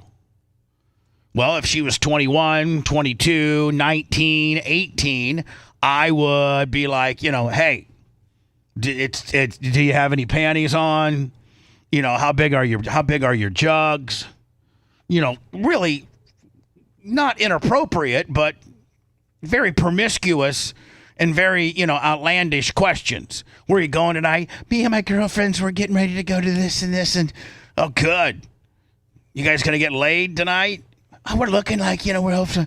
So that's good radio. 18 to 28, 29-year-old chicks being flirtatious, talking about how big their boobs are, talking about whether they got panties on and all that. That's good radio. When you're a 15-year-old dude, you want to think that you're cool enough to be able to hang with that crowd, but you're not. So I would then say, hello, GRD. That's how I'd say it. This is Jim. Jim, how old are you? I'm 14. Lummy, I go straight with. I to this day, I still. Exactly. I actually went into the production room and took an old school phone and as erratically as I could hang it up, and I was recording it, but as erratically as I could hang it up, I did like 15 of these takes to find the best one. I mean, you can that's not that's not putting the receiver down smoothly. That's really So that lives in infamy as my infamous hang up. So the call could go something like this: hello, 98 GRD. Yeah, this is Jim. I want to hear my favorite song. Jim, how old are you? 12. Listen, you little fetus, get off my radio. You got to be 18. Or it would go something like this. Hello, 98 GRD. Hi, this is Becky. Becky, how old are you? 16. Okay, well, listen, in 2 years, call me. Okay? 2 years, call me. But let me ask you a question. Is your mom and dad together? No, they're divorced. What's your mom look like? She got big jugs? Yeah, I mean, so I had this call. This is where and it's so it's so taken out of context, and it so lives in infamy as something that I've done incorrectly, and I did get fired for it. But it's a bunch of bull crap on how it went down. So my competition. So by the way, Seth, nobody in Grand Rapids or even top 40 was doing what I had. I started No Panties Thursday, where chicks would call up, be like, 98 GRD. Hi, this is Rhonda. Rhonda, how old are you? Over 18? Yeah, I'm over 18. What year are you born in? And I knew the year she had to be born in. She'd get it right and be like, all right, today is No Panties Thursday. That means you're not supposed to wear any panties. You wear any panties? No, I ain't wearing no panties. Take that phone right there and just start rubbing it against your privates. I want to hear them. Oh, yeah. And then I'd post up on a song. And people weren't doing that stuff. People were not doing that crazy stuff on the radio. And so my competition, the reason why they brought me in is because 98 WGRD was getting their asses kicked by, what was the station? KLSX or KITY. I don't know what the station was called. But the guy's name was Danny Douglas. That was his name, and he was like one of these kind of guys. Hey, it's Danny Douglas with you. Hey, I'm going to tell you right now, we got a 45-minute nonstop slow ride, and I'm going to be at such and such high school this Friday for the pep rally. That's right. The KLQ, I think it was KLQ. Yeah, it was WKLQ. The KLQ mystery machine's going to be out there handing out free coffee mugs and free that as the blah, blah, blah, KLQ High Schooler of the Week on Danny Douglas's KLQ High.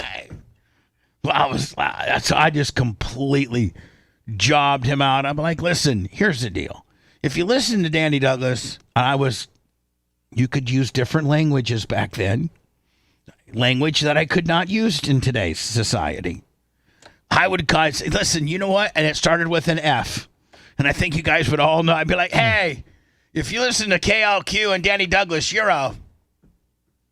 Well, it's a Pastor Danny Douglas now. What? Yeah.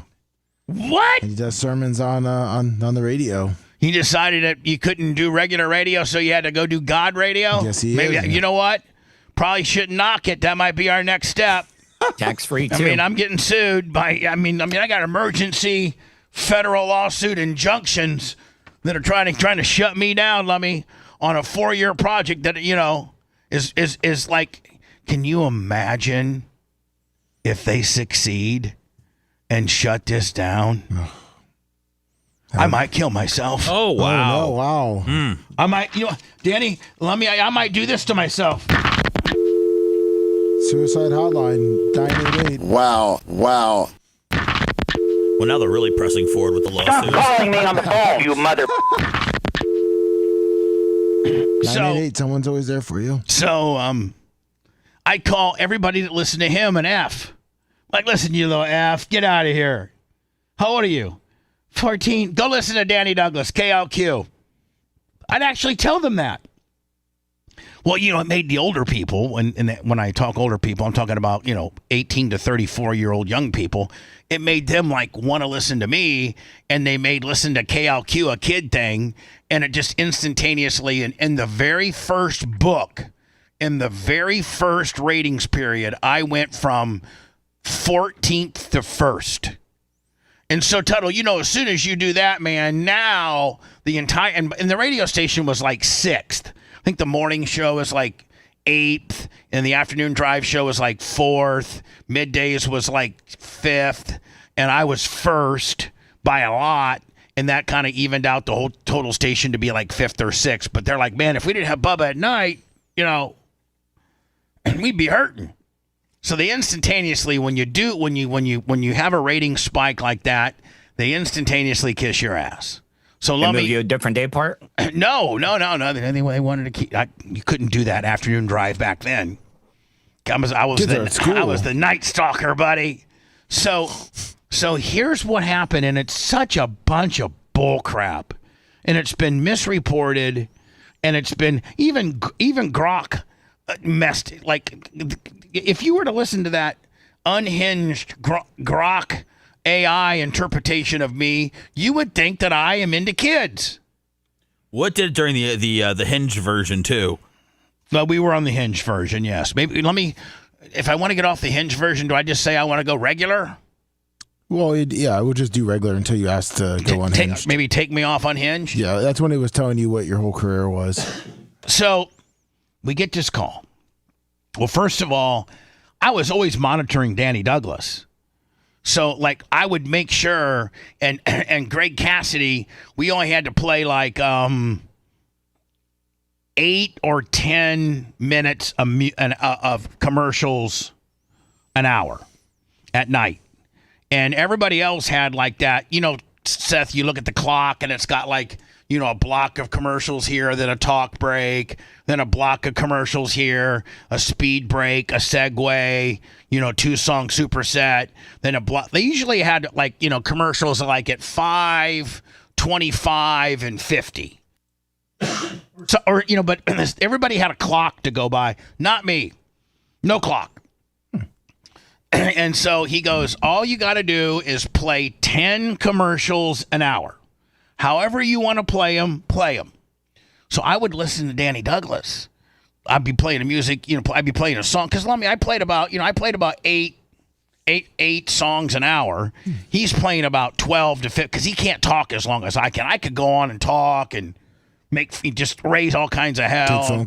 Take phone calls, call people Fs, ask little kids if they want to wake up to me making breakfast tomorrow morning, and then taking them to school in my limo, and then blasting their mom. Yeah. I would literally say, how would I got a 98 WGRD 35-foot limo. I could come over to your house tonight, sneak in the middle of the night, blast your mom, and then take you to school in the 98 GRD limo there, little Ronnie. Is that what took you down, threatening to bang a kid's mom? Nope.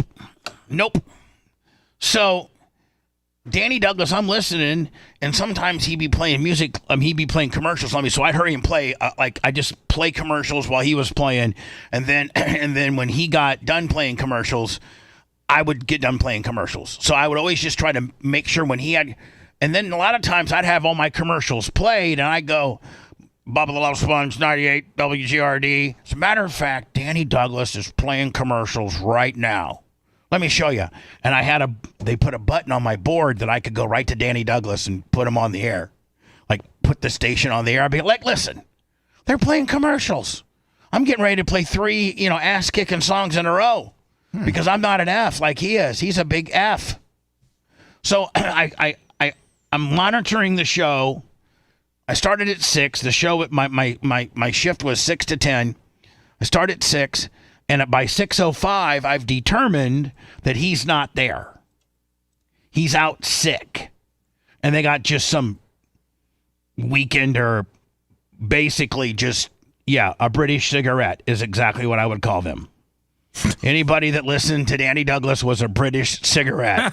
And I used that term quite loosely, and it wasn't talking about gay people. It was just, that's what I said. Hey, you're a British cigarette. Get out of here, you British cigarette. Go listen to KLQ.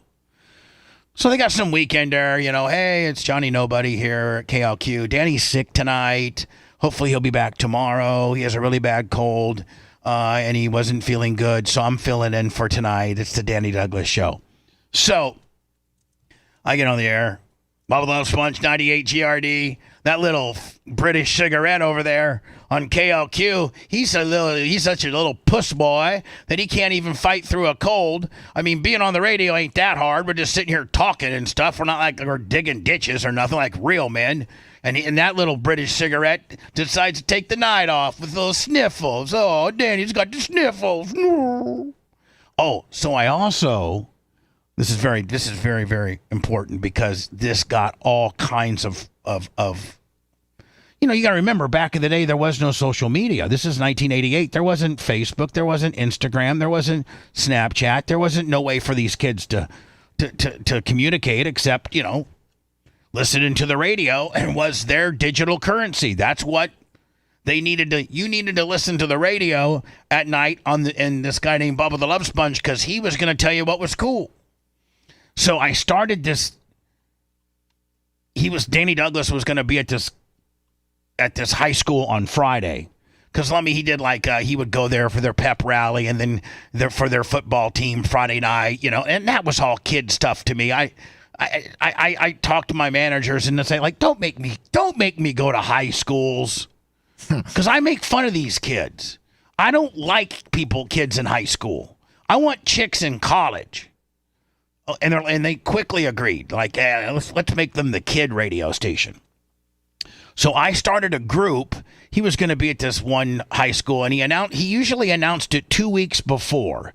So he would announce it, if he was going to be somewhere on the 12th of September, he would start announcing it now. Hey, I'm going to be at, East Lake High School on the 12th, blah, blah, blah. Well, I told everybody that went to that high school, because all the kids, even though I told them not to listen to me, and I told them that they were a bunch of little British cigarettes, and that Danny Douglas was the show for British cigarettes and especially kids. But they still listened to me because I was putting chicks that were 20 and 21 that were rubbing their vaginas on they're listening to me. When you tell a kid not to do something, what do? They listen. Yeah. Hey, kids, don't listen to 98 GRD. It's not made for kids. We hate kids here. Get out of here. Because if you call, you're getting hung up on. You're going to hear this. That's what you're going to hear, unless your mom calls in for you. She's got big jugs, and she wants me to come over and blast her. So I get on the air, and I said, listen, Eastlake High School, or whatever. Well, I don't know what high school it was. I'm just making one up. Danny Douglas is going to be at your high school in 2 weeks, and I'm going to start a new club called LADD, LADD, Listeners Against Danny Douglas. And I want you to get regular white T-shirts and paint with black magic markers LADD and wear them to school that Friday to show that you're not part of the uncool club, that you're part of the Bubba the Love Sponge, cool club, and that you don't like this little kid ass radio station with a British cigarette. You like the man, Bubba the Love Sponge, a real man who has hot chicks with big jugs on the radio. And at that high school that Friday, there was like 850 to 900 kids that made LADD t-shirts. I mean, the whole place was packed, and they couldn't make them take them off because it didn't mean it wasn't, it wasn't offensive. There was no offensive language. They couldn't necessarily prove what it meant, and so Danny walked in, and he was freaked out, and he saw all these, Listeners Against Danny Douglas t-shirts, and that freaked him out. And so anyway, he calls in sick that next Monday. This was after the Monday that he called in sick was after the Friday that he just got bombarded with Listeners Against Danny Douglas t-shirts. Think about this. If you were a jock and you're going to this high school, and every other high school you've been to, they've met you with white, you're a rock star, because you're the guy from the radio. And now all of a sudden you go and you're used to getting this rock star type stuff, and you got 850 of the seniors that have, or multiple classes that have T-shirts telling you that you suck. That would kind of mess with you a little bit. So he didn't go on the air that Monday, and this 15-year-old girl calls up. I'm ready to hang up on her. I get on the air. It's 98 GRD, and she goes, I just want to let you know, I don't really appreciate you making fun of Danny Douglas. He's sick, and you know what? You should. Some little Karen 15-year-old bitch way before her time, like sticking up for Danny Douglas. Well, somebody had to. Right. That's right. And so I said, listen, you little fetus. I called kids fetuses back. Listen, you little 15-year-old fetus. First of all, I'm fixing to hang up on you. Second of all, do you know why Danny Douglas is sick? For kissing your stupid ass all night long. And then I hung up on her. So I didn't mean her literal ass, like as in her butthole. Oh my goodness! I meant like Tuttle when somebody said, "Man, your ass is in trouble," or you got your ass in a sling. You know what I'm saying? Mm-hmm. That's the context of what I said it, and that's the context of what I intended it to be. Do you know why Danny Douglas is sick? For kissing your ass all night long. Bam. Well, little did I know, her dad was the general manager, CEO of this big Rogers department store. Rogers. Are you looking it up? Yes. Yeah, of Rogers department store, and it was like the equivalent to like what Walmart or Target would be in 1988. Rogers department store was this big chain in Michigan, and her dad controlled the advertising dollars for Rogers department store. Happened to be that they spent a lot of money with our company, like $6,000 a month, which back in 1988, that's a lot of money. Yeah. And Big Jim Davis calls me. He's the general manager. He calls me into the office. Now, listen, if you're a night jock and you get called, Seth, did you ever do nights, Seth? No, not full time. Well, you did afternoons, and if they ever told you they needed you to be at the station at 9, it usually wasn't good. Right. Am I right? Yes. Like if they ever tell you to come to the station 2 day parts before your day part starts, usually you're getting fired. This is the first time I got fired in radio. So I remember I was married at the time to a woman named Jill. And I turned to her, and it's 9 o'clock in the morning, and Greg Cassidy calls me and says, "Hey, Big Jim Davis wants to see you in his office. How fast can you get to the station?" And I said, "I could probably be there in 30 minutes. He goes, "Okay, hurry up." So, I was doing so good. I was making $30,000 a year plus gigs, and I went out and bought me a brand new Chevy Silverado, had me a brand new truck and everything, man, overextended, thinking I'm going to be the man there for years. Walk in there. And Big Jim Davis, who was a legendary radio broadcaster, was practically in tears.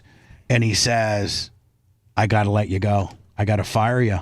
Even though we've never had anybody as good as you at night. We've never been number one. There's such a good buzz in the city. But the girl, do you remember the girl that you hung up on last night and you told her that Danny Douglas got sick from kissing her ass all night long?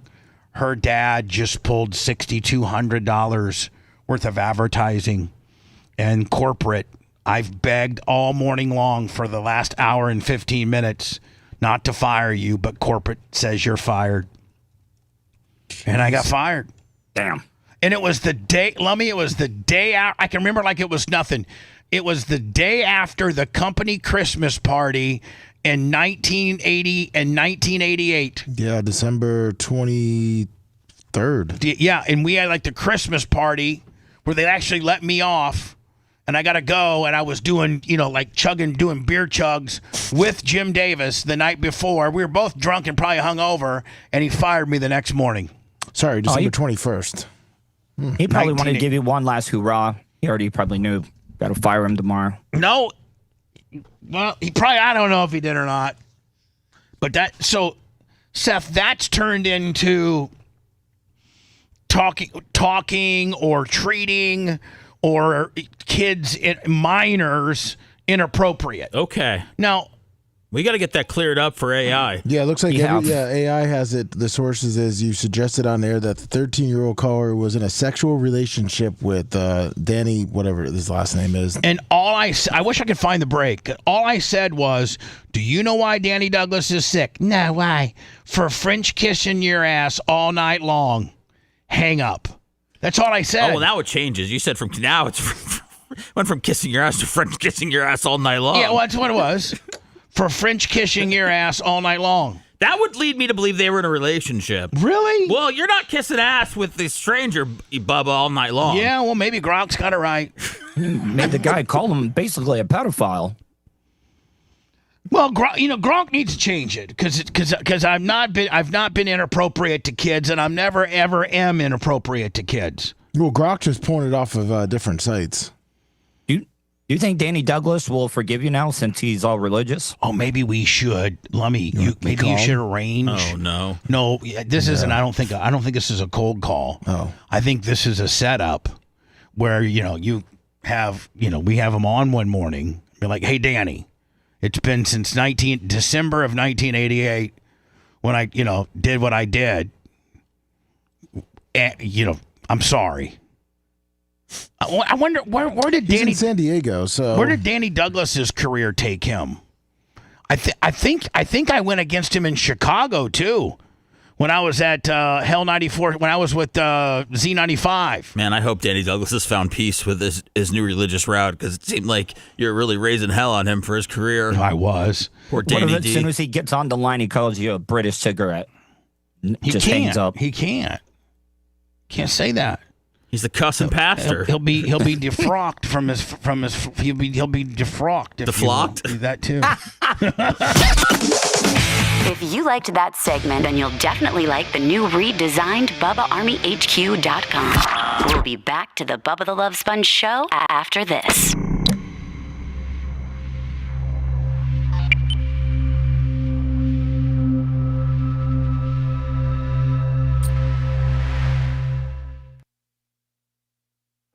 sent you a clip. They just talked about it like an hour ago. This YouTube channel, fucking thing, Cultaholic. They have almost 1 million followers.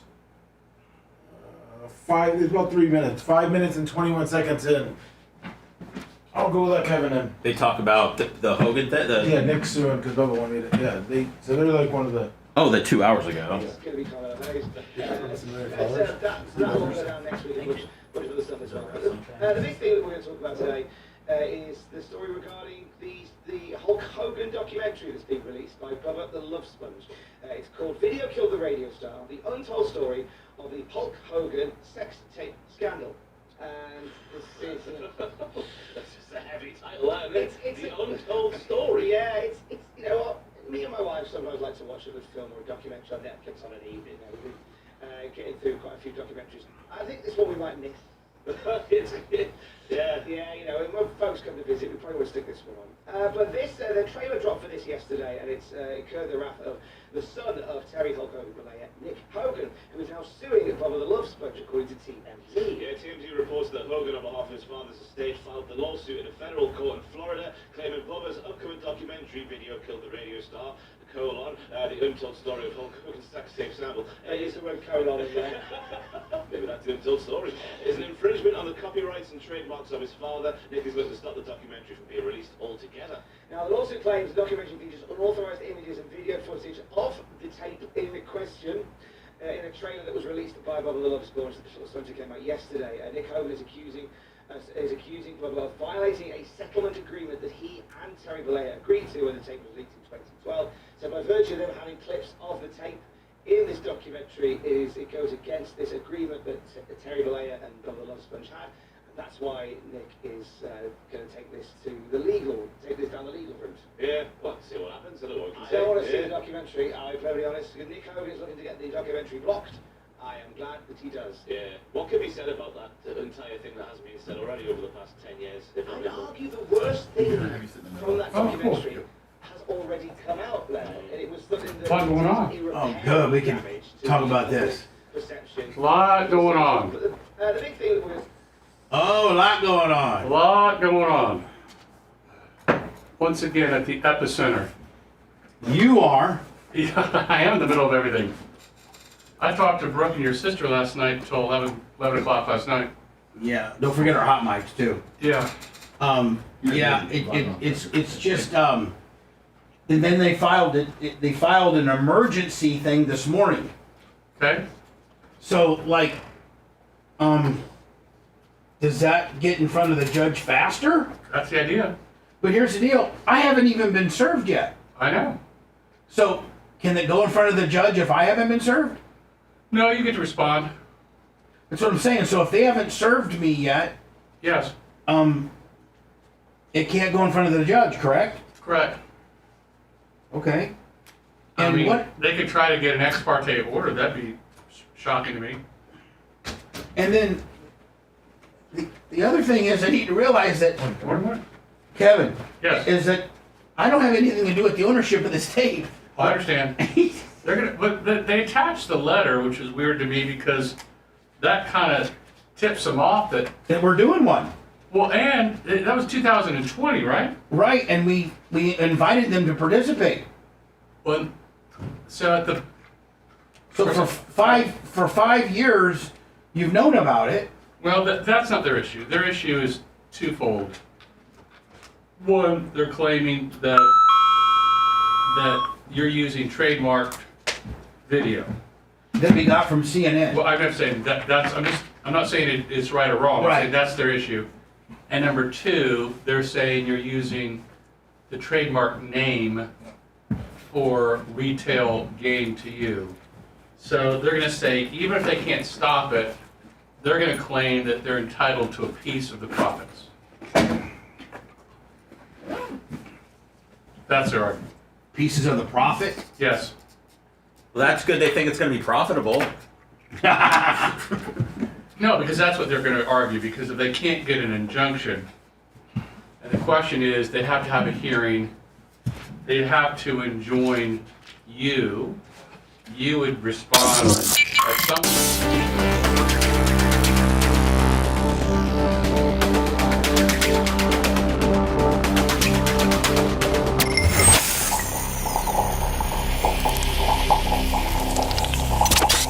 Broadcasting live from the Aquabedo studios. Aquabedo.com/Bubba. It's the Bubba the Love Sponge Show.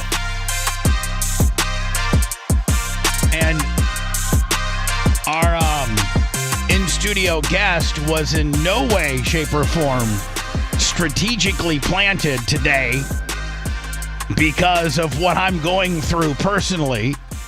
He just happens to be in town for a day or two before he goes, and I think and Ecuador for 2 months. Yeah, Ecuador, Vietnam. Ecuador is nice this time of year. Come on. Fiji.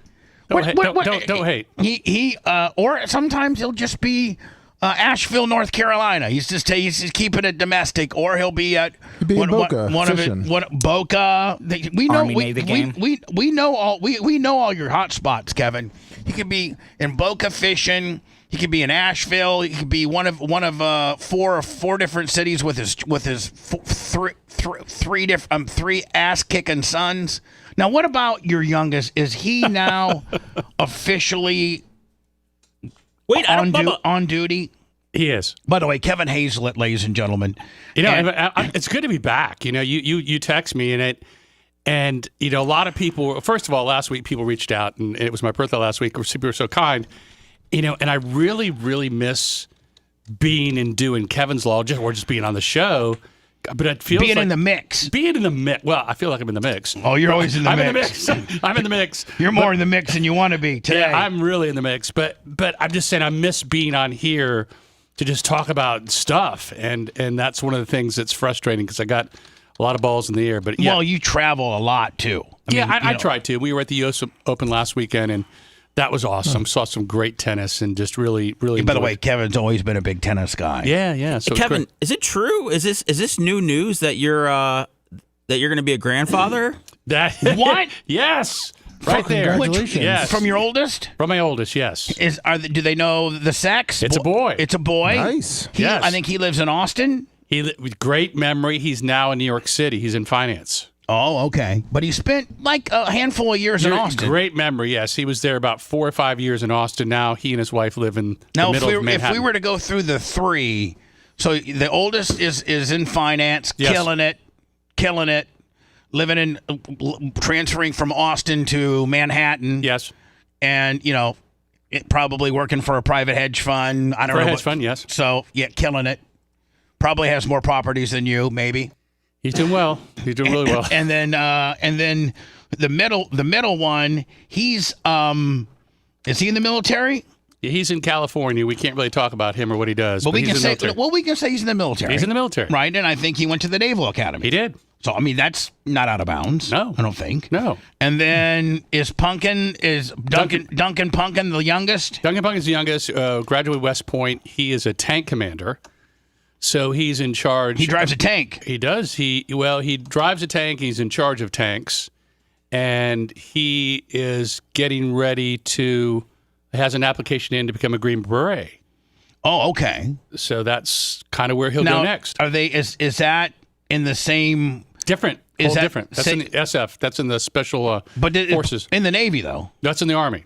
Okay. So Green Beret is Army. So you think of Army has like. Green Beret. They also have Rangers, the Ranger Regiment, and then in like the Navy, they would have like the SEALs, MARSOC. They have some other stuff too, yeah.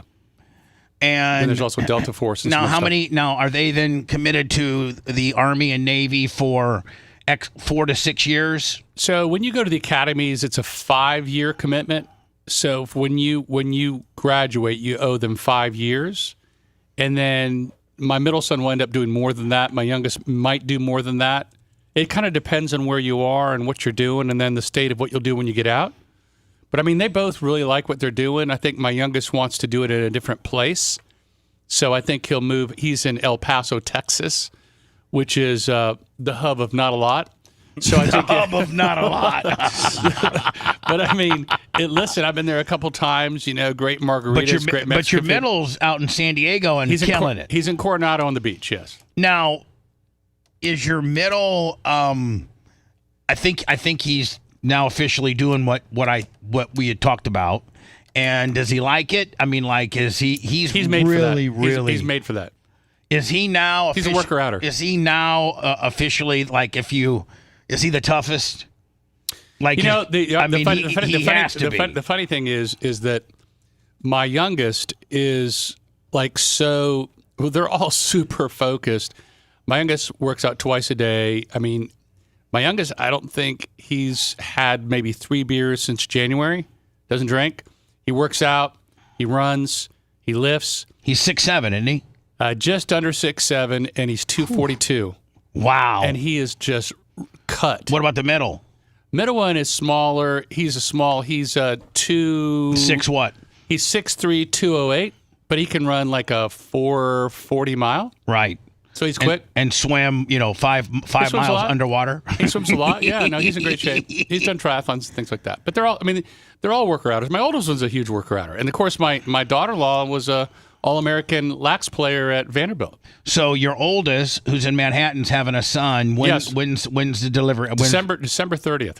Oh, so it's going to be like a Christmas, New Year's baby. Yeah, we're going to be in the city for the birth. Now, do you still have your apartment in the city? We do not. We don't have an apartment in the city. You used to for a while. We did for a while. The firm did. Yes. When you guys were doing some work up there. Yes. And I think you now have, a place in Asheville? In Greenville, yeah. That you love. We love it. Greenville, South Carolina. We love it. Any exotic vacations planned anytime soon, like Fiji, Vietnam? I know that you've been to Vietnam. I think you most recently went to Colombia. We did South America. We did a month in South America. So we were in Medellin, and I got a call center there that works for me. So I've got 12 folks that work for me out of Medellin. So we were in Medellin. We were in Argentina, Buenos Aires. Now, when you have Mendoza. a call center in Medellin, is there really like a building where there's phones and somebody's running them? Yes. There's a boss and a jefe. And they then they qualify potential calls. You're laughing. No, I'm not, because you know what? Can I tell you what I was privy to about Go ahead. 5 years ago? John Morgan's call center. Oh, it's a little different scale. I went over to see him one day over that Stormy tape that I had, and that's when we got Bill Clinton on the phone. That's funny. And so he gave me a tour of the place, and they have a mock trial room, much like you do. And then he goes, "I'm going to take you to the call center. That's the epicenter of everything. And it was 2 entire floors of a high rise and on the building that he owns called Morgan & Morgan, the Morgan & Morgan downtown Orlando building. And there are 2 floors, and it looks like it's just mad chaos. The phones are ringing nonstop. He said that at that time they'll get between 5,000 and 7,000 phone calls a day. That's crazy. A day. But he goes, "Nah, don't be enamored by that." He said only about 4 to 7% qualify. This is what he said. As far as being a real lawsuit and something that they can in case they'd open. Case that they open. So, are you familiar with what I'm going through right now a little bit? I am. The problem is I'd rather just leave because I'm in the middle of it. I am on both sides of this thing. So. Yeah, and so I want people to know that I did not strategically. This would be a day that I wouldn't have Kevin on due to the conflict because I know he's heavily conflicted on this deal. Right. So has he come to broker a deal, a peace offer? You know what? He very well may have. No. But that's stirring the pot. I know that you can't make it for the premiere on Friday because you're out of town. I sent you an invite. You did. But you are in the trailer. I did not know that. And that's what caused this whole rigmarole to the point where I can't play it again until they get this figured out. But are you gonna have armed security? No. Do we need it? Do you think we need it? Yes. Now, of course. Why would he bring up something you don't need? I would probably go on Amazon right now and search Kevlar vests. Oh man. Seth, you showing up? Yeah. Well, I don't know about this. Telling Ashley and Walker to stay home. When people start going, take the shot, you got to worry, right? Oh man. Here's it's heating up. But here's the thing, and I don't want to get too involved in this, and I certainly don't want your opinion. I'm just talking to you. The vest can be here by 9 p.m. tonight, Bubba. But what I'm saying is I don't know what and I'm just going to ask you procedurally. I don't want your opinion on anything, and it's tough for me to have you in here right now, and because I want to ask you a million questions. I know you do, because you are one of my personal attorneys, and have been one of the longest tenured ones. Dating clear back to the hog deal. Yeah, even pre-hog. I can remember. I didn't even pre-hog. I can remember this. We were lawyering up for the hog deal, and Brent goes, we're in Dan DiLoretto's office, and we're in trouble over this hog deal. And Brent, you know how animated Brent is, and Yeah. I'm like, I don't know who I'm going to go with. I don't really. And Brent goes, I'll tell you who I'm going with. His name is Kevin. Is your middle name Jay? It's James Kevin Hazel. Yeah. I'm going with Jay Kevin Hazlett, because let me tell you what he did for Ron Diaz. And he goes on and on and on and on, and they go, okay, you can have Hazlett, you can have him. And I think that might have been your first introduction to corporate Clear Channel or iHeart at the time. Yeah, that was the first time that I was paid by. Mainly, I'd represent a lot of DJs, right? So, but not out of their own pocket or lack thereof, versus corporate. So that's where I first. So then I get to looking at my guy, and I go, is there any way I can have Brent's guy? Because my guy, if you remember, I'm not going to mention his name, but the first guy I picked was some old guy. He's funny. And he goes, what happened here on Gandy Boulevard was not a crime. He like Walter Cronkite. And I call my boss up, and I go, is there any way I can get Brent's guy? Because he really knows how to do it. And he goes, nope, but we can get you somebody else. So I think that's where I got, was it Norman? Yeah, Senior. Yeah, Norman Senior, who in Hillsborough carries a lot of whip. He does. Big whip. So procedurally, we just got, what was filed yesterday, and that was the verified complaint for injunctive relief and damages. United States District Court, Middle District of Florida, Tampa Division. Now that was yesterday, and Kevin, they've yet to serve me. I've not been served anything. And so that's been served. And then I guess in the middle of the night, or maybe this hits this morning, they file an emergency motion for temporary restraining order and preliminary injunction. So I'm not asking for you to comment on the case. I'm just asking you to comment on the formality or on the logistics of what's happening right now on what they're doing. Well, with regards to this new one that just came down, which I still haven't been served, and the only copies I have are redacted. I think your question is not about this case, but in general. Yeah, just procedurally. If someone is moving to enjoin or moving for an injunction, obviously the moving party, whoever that is in any case, wants to prevent any damages. The damages would be that something occurs and their client would suffer damages. Whoever that client is, whatever the circumstances are, in this case, there'd be an expectation that they would try, or any party would want to get in front of a judge for a judge to make a decision on whether to grant or not grant the relief that's being sought. And the relief could be... Now, how fast do these get to judges? Depends on the judge. Oh, no, it'll be to a judge today. The question is, in law in general, their lawyers file, air quotes, emergency motions all the time. The judges will interpret whether or not it is truly an emergency or not. And then, depending on who the parties are, the respondent might respond with pleadings that say, hey, this is not an emergency, here's why, or the other defenses they might raise. But the goal in these types of cases generally is just to get in front of the judge. Yeah, the party who's moving for an injunction obviously wants to seek the remedy. The remedy is that the cow's not out of the barn, that there's not any damages because something is released. Now, it could be a book, for example, in cases. It could be a memoir. It could be a movie. It could be whatever that is. They want to prevent the public from, air quotes, seeing it, because once it's been seen, it's hard to be unseen, especially if a book goes out on the first day and sells 1 million copies, then that's happened. But I wish I'd sell 1 million downloads. Yeah, well, whatever it is. But then I mean, we sold quite a bit, we think, so far. Oh, today. yeah. Yeah, today's heard. pre-sale. Yeah. Save $5. Sorry. But I think that's the answer. And now, does the federal judge will his magistrate again? I'm not talking about my case. I'm talking about formatics here, Kevin. Will his magistrate? Because I've been in federal court, and a lot of the heavy lifting for the judge is done by his magistrate. Well, sometimes a magistrate will make the decision. That's what I'm saying. Like, will this go? This could potentially. I don't know where it's going to go. We don't know, but could this be potentially handled by a magistrate? It could. A lot of times magistrates. Well, I'll tell you this. I was involved in federal court one time, and we're in there mediating, and the magistrate is the guy leading the mediation, and he says to both parties, "I just want to let you know that the judge doesn't like this case.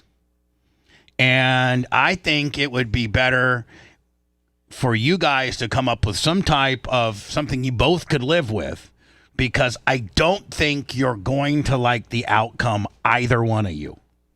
And I'm assuming that for the magistrate to be able to have those words, he had to have that conversation with the judge. Well, maybe that magistrate is armed with the knowledge of how the judges rules. Sees. I mean, my former law partner is a U.S. magistrate right now. I won't mention his name, but and it's just very interesting because I know what he thinks about things, and I could sit in a mediation and know exactly what he's thinking. Well, just because I've known him for 40 years. So now would that conflict out?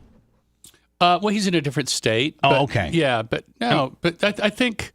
I think this will be interesting to see it play out. I mean, I think for a lot of folks, I don't think in your case everybody understands the full picture from either side. I think the title has a lot of people shocked, and I think that, and this is just strictly my opinion. You don't have to give me your opinion, but you might.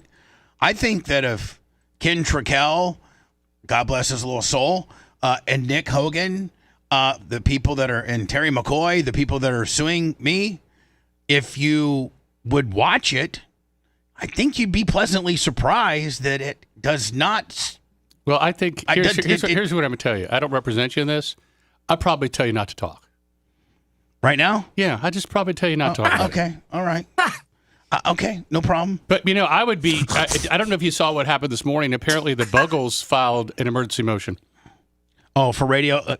Shut up. You know why I know that's not true? Because we tried negotiating, or the documentary company tried negotiating with them because we wanted to use video killed the radio star for the credits. With the song? With the song. Love it. And they came in like at an ungodly number. That's because they're not touring anymore. Well, hold on. I don't know if they ever have really toured. They toured last year. They were on tour last year. Were they really? Yeah. They did 6 concerts. Did they Europe. really? Yeah. Okay, well, $6. I don't know that if they ever had a hit other than, and video killed the radio star. And here's the deal. That was never a hit. Commercial top 40 radio never really played that. Their claim to fame is it's the first video that MTV ever played. That's it. Well, in my mind, it's a hit. And I mean, it was never a big, a big hit or anything like that. You're so right. The owners of this documentary offered them a very fair amount of money. I mean, a very fair amount of money. And they scoffed at it and said, no, they wanted like 6 times the amount of money we offered them. Or not me, I should say the filmmakers offered them. And the filmmakers are like, it's not happening. It's not happening, and under fair use, and we're able to use the title, but it's not happening. You wouldn't believe the number they turned, and we're like, and I'm thinking, man, they can't be making a lot of money off that one particular song because you never hear it, on terrestrial radio, and I mean, it's just not a popular song that I think people are downloading by the thousands every day.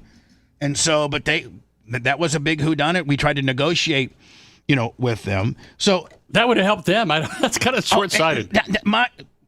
The people, the documentary people on my side were talking to their people saying, hey, if this ends up being a decent documentary, it's going to be a really good exposure for Yes. the Bugles. Yes. Like, we're anticipating this doing pretty well, and I think it would be a win-win if you license it to us and we play it and people will hear it. Maybe they'll go out and download it or whatever. Oh, yeah, I remember that song. Right. And just the title in itself, so let me, I get these two guys here. You found this from me. And this, they said they have a pretty big following. Almost 1 million.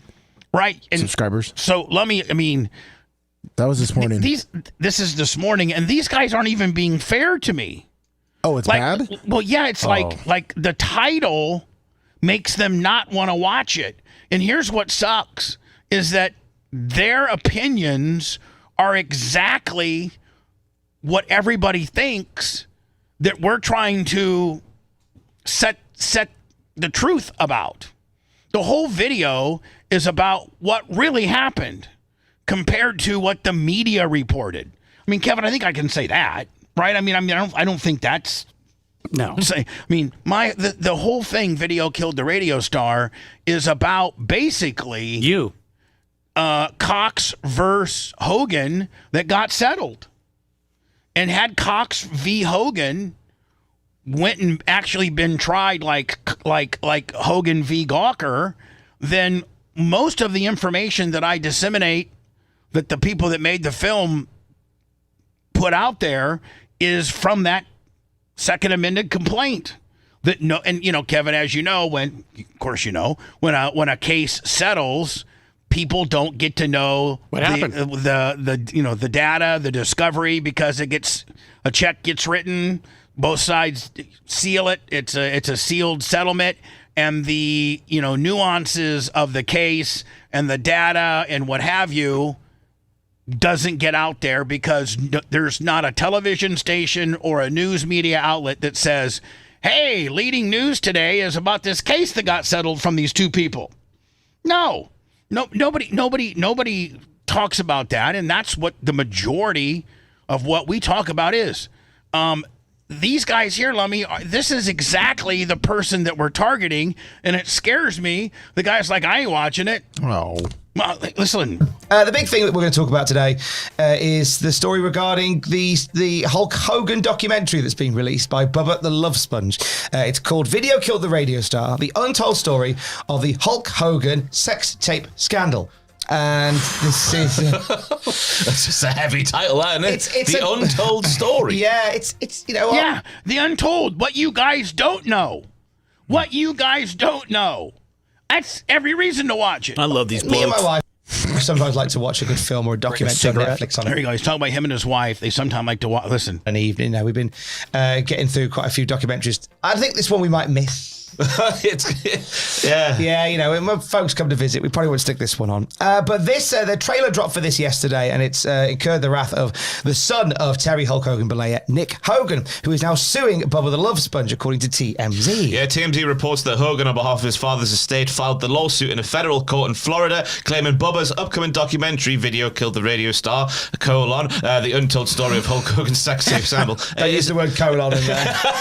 Maybe that's the untold story. It's an infringement on the copyrights and trademarks of his father. Nick is looking to stop the documentary from being released altogether. Now, the lawsuit claims the documentary features unauthorized images and video footage of the tape in question in a trailer that was released by Bubba the Love Sponge that came out yesterday. Yeah, let me. That trailer is what caused all the problems. Yep. Today, Nick Hogan is accusing Bubba of violating a settlement agreement that he and Terry Bollea agreed to when the tape was leaked in 2012. So, by virtue of them having clips of the tape in this documentary, it goes against this agreement that Terry Bollea and Bubba the Love Sponge had. That's actually not what it's about, but that's how they're interpreting it. That's why Nick is going to take this down the legal route. Yeah, we'll have to see what happens. I don't know what we can I say. don't want to see the documentary, I'll be perfectly honest, because Nick Hogan is looking to get the documentary blocked. I am glad that he does. Yeah. What? So, these guys are pulling against me, and listen. What can be said about that entire thing that hasn't been said already over the past 10 years? Boom! What can be said about that documentary that hasn't been said in the last 10 years? How about the truth? How about the untold stories that in itself, you're not even making sense in the fact that it's the untold stories. You're answering your own question. entire thing that hasn't been said already over the past 10 years, if not I'd a bit more. argue the things that we tell you are the things that's not been told for the last 10 years.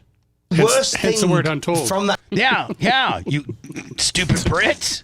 documentary has already come out there, and it was something that did irreparable damage to the public perception of Terry Bollea, and consequently had an impact for the remainder of his life. So I don't know what else is in this documentary that could add, enhance, subtract anything from that. A bit of money for Bubba the Love Sponge. There is a bit of money for Bubba the Love That's Sponge. what it is, isn't it? It's a bit of money for Bubba the Love Sponge, if nothing else. We're going to keep an eye on how this one goes, but when we know more about it, we'll let you know more at cultaholic.com. It is a double week for WTF moments, isn't it? Lummy, maybe you should have me booked on those guys. Yeah, I'll reach out to them next week, and we say, hey, we'll give you a free password for the doc. We'll give you a free password for the doc. Are they big in Galway? Where are they out of? I don't know where they are. I think they're out This is Ireland. out of Britain somewhere. Lummy's going to get a lead on those guys. We're gonna have them pinpointed by noon today. They do have a lot of subscribers. Yeah, no, they do. They do. And we need to start. And Lummy, we need to start picking now that nitrous oxide has been, nitrous has been thrown on the flames of this documentary. And Kevin, I probably should put the caveat in there: if this thing's allowed to go forward. Right. I mean, that's going to probably create some intrigue. I can't I can't sit here and think that I don't have a chance to lose. No. I'm sitting back here. I don't know how a federal judge is going to rule on this. I have talked to many attorneys, and there's both sides of the fence. I mean, there's two sides to every argument, and I don't know how this is panned out. My people feel fairly confident in the documents, and but I shouldn't probably talk about any of that and let this play. I agree. And when will do you think, Kevin, if you were to predict, when will we have an answer, you think? Probably maybe September 11th. For real? Jesus. Like next Monday? But it's like, I don't know, when's it supposed to go out? It goes out the 12th. Oh, gosh. That would not be good. September 12th, but you got the big premiere on Friday. We got right now. If you go to Apple TV and you sign into your Apple TV account, or you create an Apple TV account and you type in "Video Killed the Radio Star," you can pre-buy it now for $14.99. It drops next Friday, and that's going to be on Apple, Amazon Prime, and Google Play. So that's next Friday. Our premiere. Our red carpet premiere is this Friday. Doors open at 6. Movie starts at 7:30. Now, do you think this is just your opinion, do you think this will be in front of a judge before that? I do. And with a decision? I do. That scares the hell out of me. Well, maybe you move it up. Noon today. If you want to deep dive into the Bubba the Love Sponge show from the past, go to BubbaArmyHQ.com. We'll be back after these words.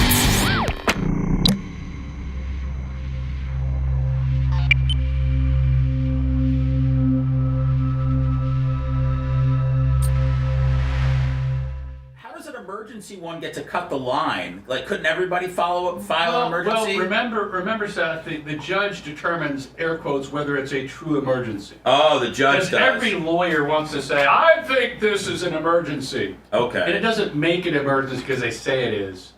They could read it and go, I don't think it's an emergency. But remember, this is two-pronged. This is an emergency from the standpoint of they don't want it released. Right. The second prong is, well, if it's not an emergency, hey, we want a cut of how much you make. I'm surprised people think there's so much money in documentaries. There's not. I mean, like, Tiger King didn't make any money. There's just a lot list of people. Well, Tiger King made a lot of money for Netflix. They didn't make any money for the King. The people. I heard the guy. You know the guy with the gnarled up teeth in the beginning. No, it's been a while since I watched it. The guy at the very beginning that's smoking a cigarette, he's got gnarled up teeth. Right. And he's kind of telling the story. I guess he owned... Is that Reggie Roundtree? No. Well, that's yours, sorry. No, I'm talking about the Jerry. Oh, I was talking about the documentary. He talking about the doc. That he made 800 He's grand. smoking a on. cigarette. He made It's a dirty game. He made 800 grand. It's a dirty game. With his neck. 800 grand? Yeah. I love Reggie's part. It's a dirty game. That's the best line. A lot of people were saying after Barb, Kevin, that you had the breakout performance of the documentary. Oh, really? Absolutely. I don't believe that. That's what the poll. Yes, that's what Honestly, Kevin, as much as I like to bullshit around and fuck around, people were saying you were really good. I think you did. People were saying Kevin was really good. I'm not lying. And he's been told this. He's just being. He knows. He's been told. You can't judge yourself. Grandpa knows. He knows. Honest to God, he's the glue that put it all together. He missed the bubbles. He really did. This year. I would have seen the bubbles. They did the fan for Seal. Are they really? Yeah. And then they Oh yeah, he did. I forgot he was the one that drew everything to the. So Bubba, what if we book a trip to see the Bubbles play? You want to go there? No. I texted you. Only, will you pay for the meet and greet? I'll I'd pay like for to the have meet a and greet. word. I'll get the behind the backstage passes. I Just have texted a you. photo. I texted you something. I don't know if you have already, but you need to look at. I think you have. I don't know if you have this doc or not, but. Hold on, let me look. You know, I've not seen it. I spoke with somebody yesterday about it. I didn't read it, and it's full. I remember when it was drafted. Again, I got a lot of balls in the air right now. Yeah. A lot of stuff. Man, I can't believe you missed the grandpa news. Bubba, it was on Facebook. See? There you go. What was not on Facebook that much? Yeah, that's where he finds all the AI stories. It's not funny. I'm sorry. Sponge. All right, buddy. There's serious things going on. I'm just reading some. Yeah, I'm in the middle of a shitstorm. Yeah, right you now. got a lawsuit going on with Apache Junction. What else is new, Seth?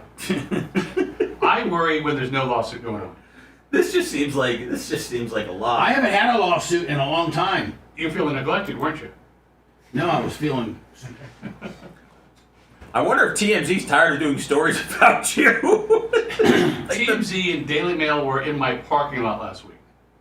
Oh, to take pictures of Brooke? Yes. Yeah. I had him follow me around. Yeah, we had a paparazzi guy here. He was actually pretty nice. I don't think he. We interviewed him. I don't think Bubba's pictures ever made it. I don't think anybody ever bought them. But they're still out there for purchase. Yeah, let's go to his website. Watch today on TMZ. There's gonna be like a sad picture of Bubba behind the fence, and it's like Bubba's getting sued, and he's gonna look all destitute.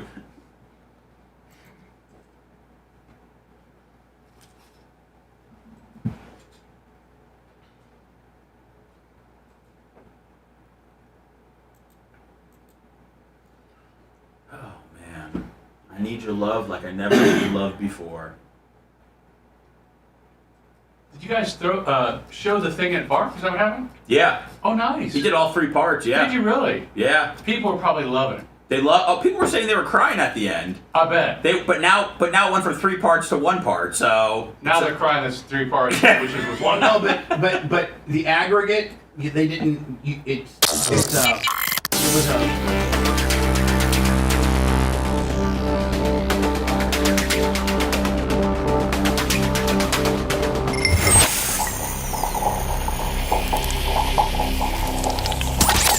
Broadcasting live from the Aquabito studios, aquabito.com/Bubba. It's the Bubba the Love Sponge Show. Kevin Hazel in the studio, and it's not because I'm being sued. And he's one of my many attorneys. Him, Brian Petrodi, the Diacos, Norman Cannella. I don't think Greg Herring is an attorney of mine anymore. Why's that? Well, you guys have a falling out? I mean, he represented Cox during the Cox v. Hogan deal. So I would think that, Greg Herring was my original. I know. He was my original OG. He was the OG, yeah. When I got sued by a Florida State trooper in Bradenton, he was my original OG. And then, so Greg's a great guy. I love Greg, but I don't know if I like him anymore. Nah, don't worry about that. Well, I worry about a lot of things. Don't worry about that. He's the only attorney to have defected from me. Well, that's not true. Hello. Well, have I had others? Yeah, the person who got a DUI. Oh, yeah. Oh, yeah. Yeah, you're right. I know. That was the best. And oh, yes. It cost a couple of people some careers. Is he still practicing? I don't know. He's an advisor for them. Oh, is he? Really? Yeah. Okay. I thought it was like a dead or alive thing. Hello, who's this? You're on the air. Bubba, Brandon from Boca again. How you doing, buddy? Don't forget you can go to Apple TV, everybody, and type in Video Killed the Radio Star and pre-buy the documentary that drops next Friday the 12th, and you can save $5. I thought it was going to be $19.99, and I'm getting all these. It's a $5 savings at awesome. $14.99. Get it before it's gone. Get it before Nick Hogan takes your cash. Before Nick Hogan takes everything I own. Hello, go ahead. Bubba, I got a question. Considering, first of all, the mainstream media is blowing it out of proportion, saying that you're calling this a Hogan biopic, which you're not. You haven't once said that this has anything to do with a Hogan biopic. Well, hold on now. Hold on, bud. I don't know that I've seen that reported like that. Where did you see that at?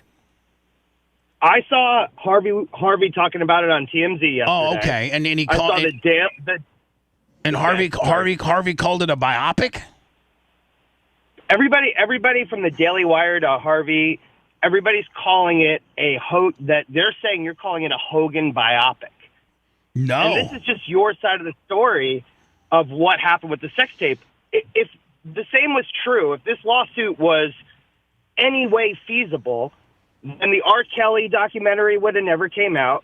The Michael Jackson documentary, which they tried to block, would have never came out. And this is just another way of dragging your name through the dirt. The Kanye West, he would have never came out.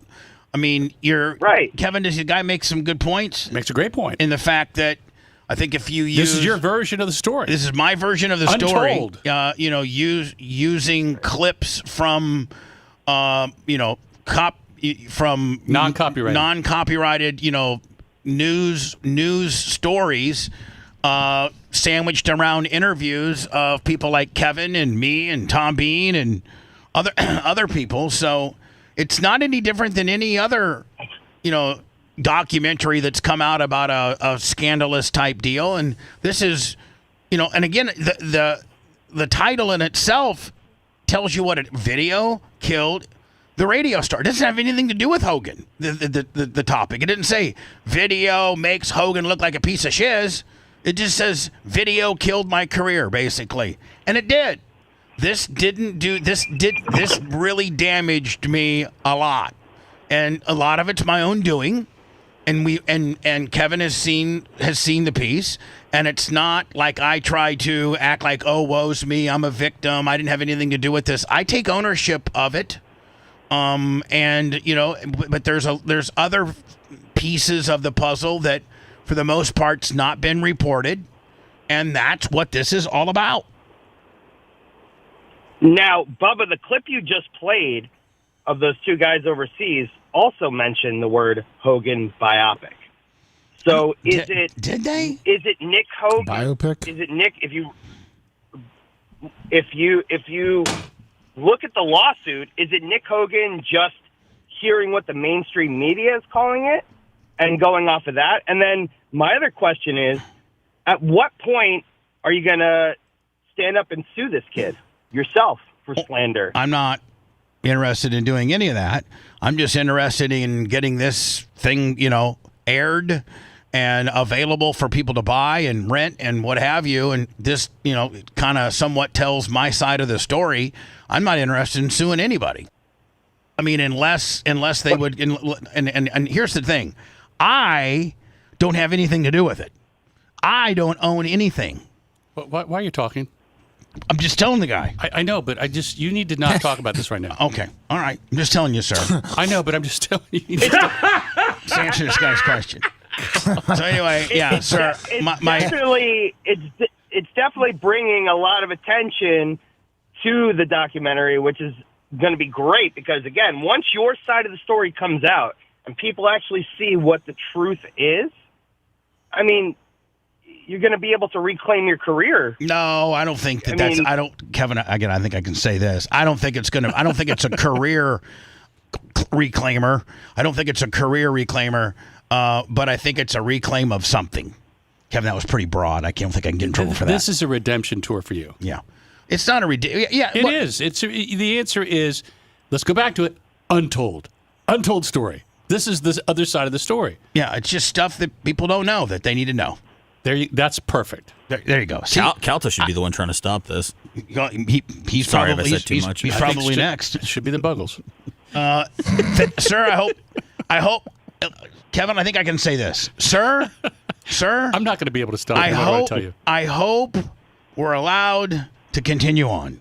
How about that, Kevin? That's pretty good. How about you hope you're allowed for the truth to come out? Yeah. I hope I can continue to get for the truth to come out. So there you go. Kevin, how good do you feel about... Kevin's got Tom Bean and everybody on the dot. No one. I'm just sitting here going, "Jeez." What are you gonna say, Sam? Kevin, I mean, how possible do you think it is to pull off the premiere Friday night? Do you think it's without violence? I would say probably. It seems like we're kind of forging on here, which is fine. I think we're going to be. I think Kevin, in my opinion, I know I'm not supposed to talk, but I think we'll be able to do the premiere. I think the premiere will go on. Yes. Okay, the show will go on. I wish it was Thursday afternoon. Hello, who's this? We need some metal detectors. Hey, good morning, Bubba. It's Mike from Lithia. How are you? Hi, Mike. I'm very limited on what I can say, including having one of my I'm attorneys a talk show host that can't talk. 6 feet away. Speak to Kevin. Ready to shut me down.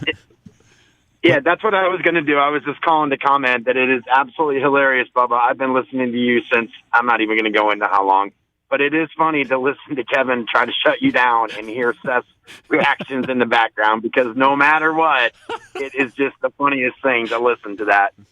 Secondly, just wanted to let the listeners know that they don't know who Kevin is and his people. Check out his Facebook, man. He had a really amazing post on gratitude.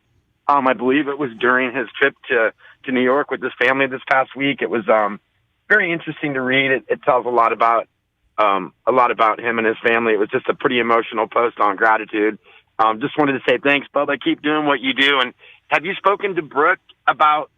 Actually, never mind. Kevin's going to tell you not to talk. So I can say that I've spoke to Brooke, and her and I have rekindled our relationship. I can say that. No, I understand that. Just He might have recently, something just since this whole Nick stuff showed up. But I'm not going to, because Kevin's going to tell you not to talk. Keep doing your thing, Bubba. The show's amazing. Thanks to Kevin and all the good people that help you guys out throughout this process. So thank you, man. Thank you. I appreciate you, bud. Thank you. Hey, Bob, have you met Steve, Brooke's husband? I know you have. Oh, yes, of course. What a great guy. Let me just say this. What a saint. He is an amazing guy.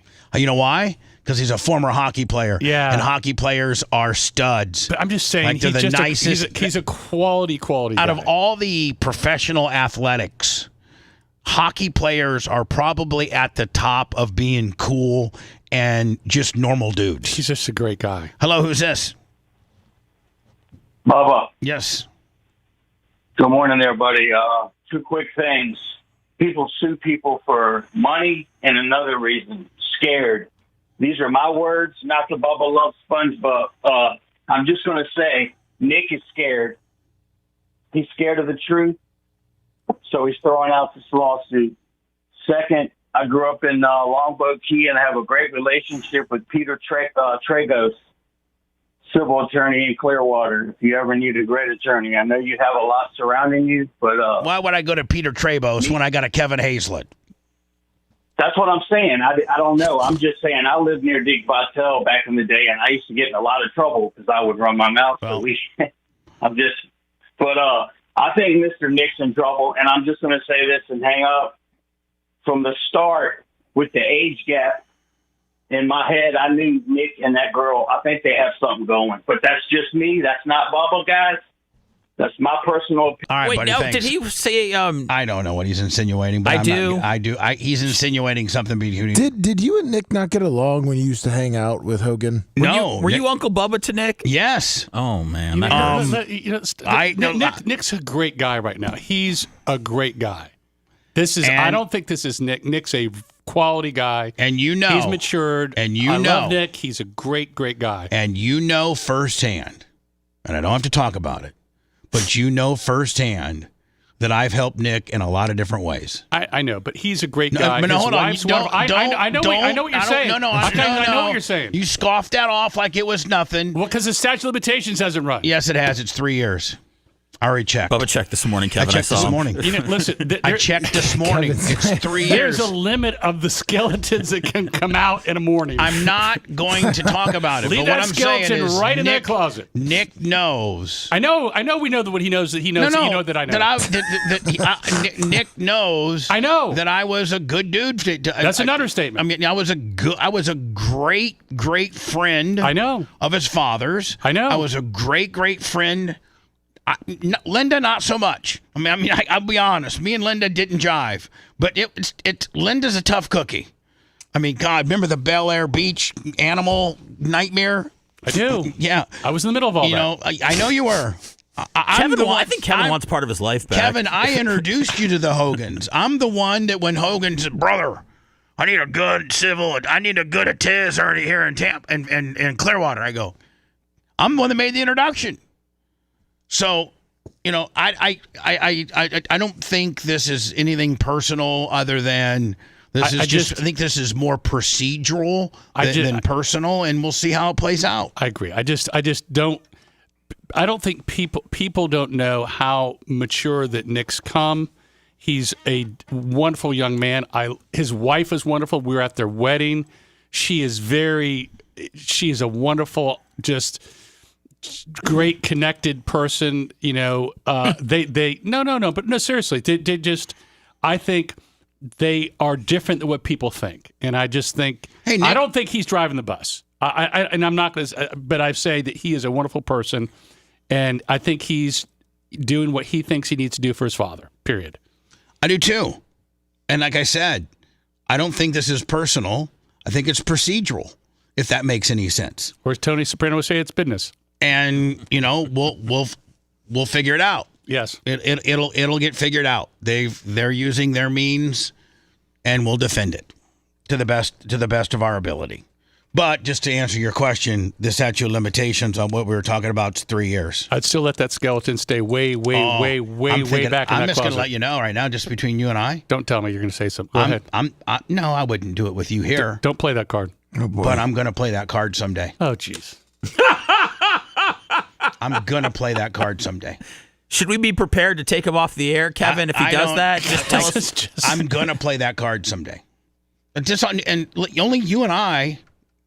I know too many things. No. And that's why, you can't be within 1,000 miles of me when I play that card. Kevin, how taxing is it to? It's a lot to be in the middle. He just said even with that before you could finish.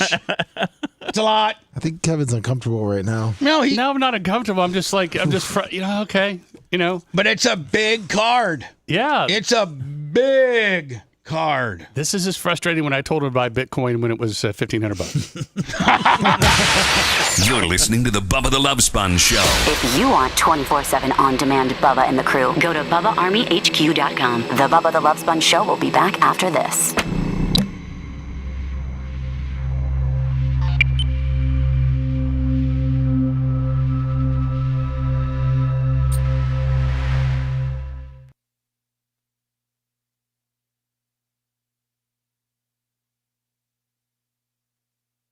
Parking up front like Gene parks his bike wherever he wants. Like Eddie V's has all the Porsches Gene up front. parks his bike wherever he wants.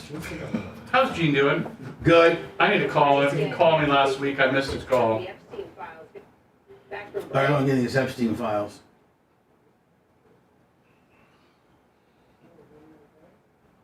I've been texting with Pam Bondi lately too. She's in the middle of a lot. Is she in trouble? No. Is these Epstein file gimmicks? It's interesting. I try not to. I've got the bandwidth to follow so much stuff. She's saying she wished you were up there instead of the other one. I don't know about that. Yeah, I'm sure she is. But it's interesting.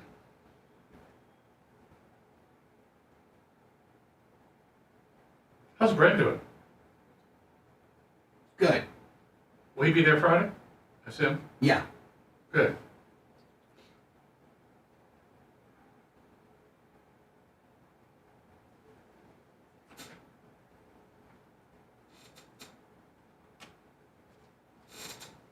Was what you sent me, was that attached to the lawsuit? No, yes, but Redacted? But redacted.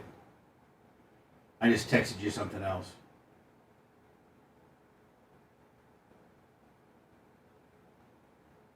Yeah, I did know that. Yeah. Based upon my... Yeah. My question is, do you think it's real? Yeah. It was always there? No. You think he was made that way? Because of his relationship? No. I think kind of maybe suppressed and then liberated. God, it's so strange to me. When you get a chance, look at that settlement. I will. You're the only person I can send it to. With strict instructions. It got to be very frustrating to you. Oh, I'm so fucking frustrated because I don't know what to say. I mean... I know. You're trying to promote something and you don't want to promote it, but you promote too hard. You want to vindicate yourself, and then you don't want to vindicate yourself. You want to say too much. And I'm going to say this. You're going to tell me, "Oh, be quiet, be quiet." But here's the thing. I mean, in all honesty, like I know. No, but here's the thing. Like, if they would watch it, they would understand that it's not what they think it is. 1,000%. Like, I mean, they would just they're so enamored with the title that. And they're freaked. I couldn't agree more. But I'm just like, if for them it would be a nothing burger. I'd be like, oh my God, I at one point I said I would tell Terry I am so sorry for what I did. I'm a fucking idiot. I know, but from your standpoint, the more attention, the better it is. Well, no, I know, but it's just like damn Trikel, just watch it. We've offered it to you. Just watch it. I'm involved with him in another lawsuit, so I can't really. I'm on the same side. He's got conflict of interest. Together or we're together in another case. Yeah. Well, I don't have any problems with him. I know you don't. I just wish he'd watch it. Did let me tell you, Tuttle had to go? No. He's got a little emergency.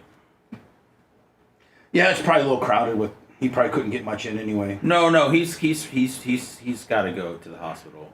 Is he gonna be okay? I hope so.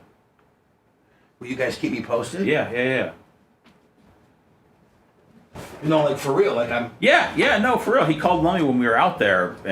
Well, but Tuttle had an emergency. He had okay. To hop off. I told him, I was like, hey, Tuttle had to go. He's like, yeah, it was probably getting a little crowded here. I was like, no, he had a real emergency.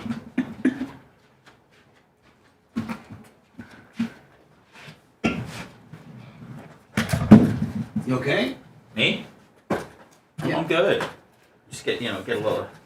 Just all dark over here, Bubba. Everything's black. I can't see shit. How about some nice neon colors in the new studio? Maybe a floor light. You want that installed? What's that? You want it now? Yeah.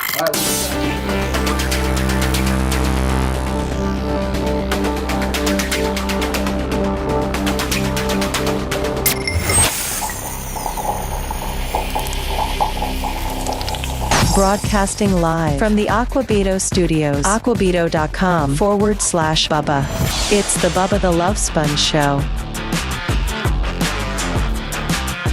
I got a text from Brooke Hogan, and I think she's watching right now. Brooke, you just missed it. Kevin was talking about your husband and how just wonderful of a dude that guy is. Kevin wants to adopt him. Yeah, I mean, Kevin's like, I have 3 successful sons. I might as well just get another one. Former Stanley Cup champion, Midwestern, just salt of the earth. Stephen Oleski. Is it Oleski? Oleski. Stephen Oleski. What a good dude. He is. I could have gone 4 deep with kids. I need 2 more boys. This would have been nice. At 5. You had some dealing with Brooke last week, and she was like, after I saw her, she was like, "Oh my God, Kevin! Kevin is just commands such presence. No matter where we're at, we were at the Clearwater PD, and I got major, high-ranking police officials that are coming in specifically just to say, not even have anything to do with, just to say hi to Kevin." Just to kind of come in and pay the respects to the Don of, and she just was very impressed by you. And did you see the body, Kevin? I did not. Not okay. No, only Brooke saw the body, and I think Steve might have. I don't know. It was really very gracious of Sky to allow that, because in the state of Florida, Sky kind of, with regards to your spouse dying, you're the sole grantor of permission to if somebody wants to see him or not. And so Brooke had to run it through Sky, and she was very gracious, and she was like, "Take as much time as you want. I completely understand." So I know it's Kevin that Brooke was had a lot of anxiety about it, and was not anxiety ridden at all. It was such a smooth process, and a lot of it was made because of Sky being so cool. I agree. So you were part of the police part of it. I don't think the chief is. Maybe you can repair that relationship for me. I was kind of hard on him. I talked to him yesterday about some stuff. Yeah, I didn't really know there was some heat, but yeah, I called for his resignation. You did? Yeah. But then I apologized too. I said, "Hey, listen, I knee jerked on the deal." He's a great guy. Eric Gandy, I think his name is. Yes. Should Bubba send him a care package? I should probably send him an edible arrangement. Yeah. I mean, what's that? I don't know. What is that? What? I got my internet up. What? Someone's at the front gate to serve us. Couch pot off. That's not even funny. I know. No, it's probably true. So I had a guy, a client of mine, and I'm not going to mention his name, obviously, but he was trying to get served in a similar situation, and they were so creative that, he'd gone like 5 months without being served. 5 months. And then so they started sending to his front door people like to sign a petition, and it was a process server. And then they had a pizza guy dressed like a process server, who was a process server dressed like a pizza guy. I don't get pizzas. I know, but like all these things, and he never fell for the okie doke. But it went for almost. He finally got served unrelated, but they were very, very creative. Bubba, can you turn the couch pot off? Oh, let me look at you run that right on down. Thank you. Appreciate you, my friend. Yeah, I haven't been served. And I don't answer the door here. So, good luck. I won't take it. Maybe they'll get me when I'm getting in my car and going to my apartment. That's probably when they'll get me. Matt Hoxie, $20. Thank you, Matt Hoxie. He's doing great. Is he doing good? He's doing great. All right. Back from break and back to facing questions about the Epstein files. Good afternoon. Kevin, just on the surface, it's always good. You're so worldly. What do you think about this whole kit and caboodle with regards to the Epstein files? And it's been such a roller coaster of a ride. When Trump first took over, Pam Bondi comes out and says, "I had that file right on my desk." Kind of guns a-blazing. Now they've taken kind of a Tuttle, are you there? Am I getting a late feed, Lummy, or did Tuttle come back? No, he's gone. Okay. No, yeah, I think you're a little delayed. I got a late feed. Yeah. So Kevin, what? Before I play this story, I guess tens of thousands of documents were dumped yesterday. What's your opinion on this whole thing? Is it a big nothing burger? Well, I think that the problem is going to be if you were on the flight list, There might have been people, I think RFK said he went on a couple of flights. There are people who have gone on flights who went for the sole purpose of connecting with people to do business or to try to use some politicking to change direction in a bill or whatever. I sense that at some point Trump said, listen, if there are, I'm going to make a number up, 1,000 people that went on flights, maybe 20% went for nefarious reasons, 80% were there because they were going with somebody else to try to change that person's mind or to have that close connection. And I think some of those folks were GOP people. So I don't think it was just Democrats. I don't think it was just Republicans. I don't think it was just... And I just think that his concern is twofold. Number one, people he put on that list and falsely assume they're involved in skullduggery. Right. The second thing is... You can have flown on that plane and not done anything wrong. Except here's the problem. You got to do some splaining. If that's the case. Okay. If you're on the flight list, people are going to, well, so-and-so's on the flight list. But I didn't do anything. Everybody's going to say that. The other problem is you've got, I don't know, hundreds, if not, I don't know how many young women are going to be on that list. Right. And you got to redact those names. And now they're going to be hunted down. Now they're going to be asked for interviews. I mean, there's a lot of stuff. They don't want things to come out. I mean. How heavily redacted will it be? Will it be? Extremely. And so that and that's just going to make it more of a crap show, isn't it? The more you redact, the more people freak out. Well, it is. I mean, hell, I'm getting sued, and I got to read a whole bunch of. I don't even know what I don't even know what half of it is about because it's redacted. I'm not supposed to be getting the redacted versions, am I, Kevin? Look at Kevin. Look. You get the full version when you get served, and they upload you the original document. But in regard to the Epstein. The problem's going to be, even if they redact it, the internet's really, really smart. When you put people onto something, I mean, they will identify people just on a sideways glance. If you give them enough information, they can triangulate and go, oh, wait a minute, this person knows this person there with this flight. Oh, this girl must be this because he knows. And then they can also out some of these people. So I sense there is a way to protect some innocent people, victims, plus people who are on the flights who maybe didn't do anything wrong. Because I don't think they could just, if they're netting for mullet, they might get some snook. And in this case, I think if they release everybody who's in the flight list, some of those people will be outed as doing something wrong when they didn't. Everyone, I'm Kira Phillips. That's our top story this hour. A group of House Oversight members set to meet with victims of the late convicted sex. I mean, they're never going to let this. This will never, ever be. They'll never let it go until they finally get it all, and I don't think they'll ever get it all. The Democrats think that this is a midterm election hot button.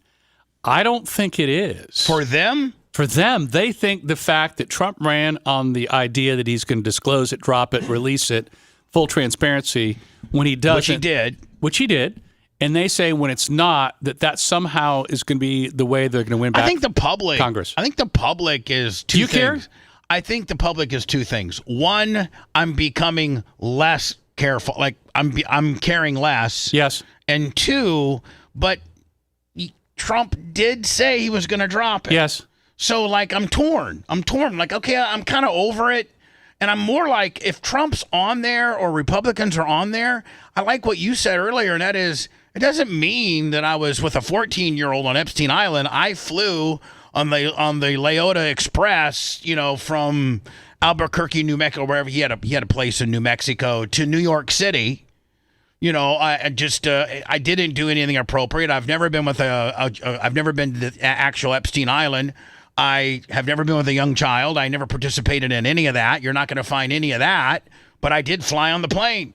Like, I mean, is that going to work or is that going to bury you? So you're running for re-election in Congress, and you're in Idaho, and you were on the plane, and someone's running against you.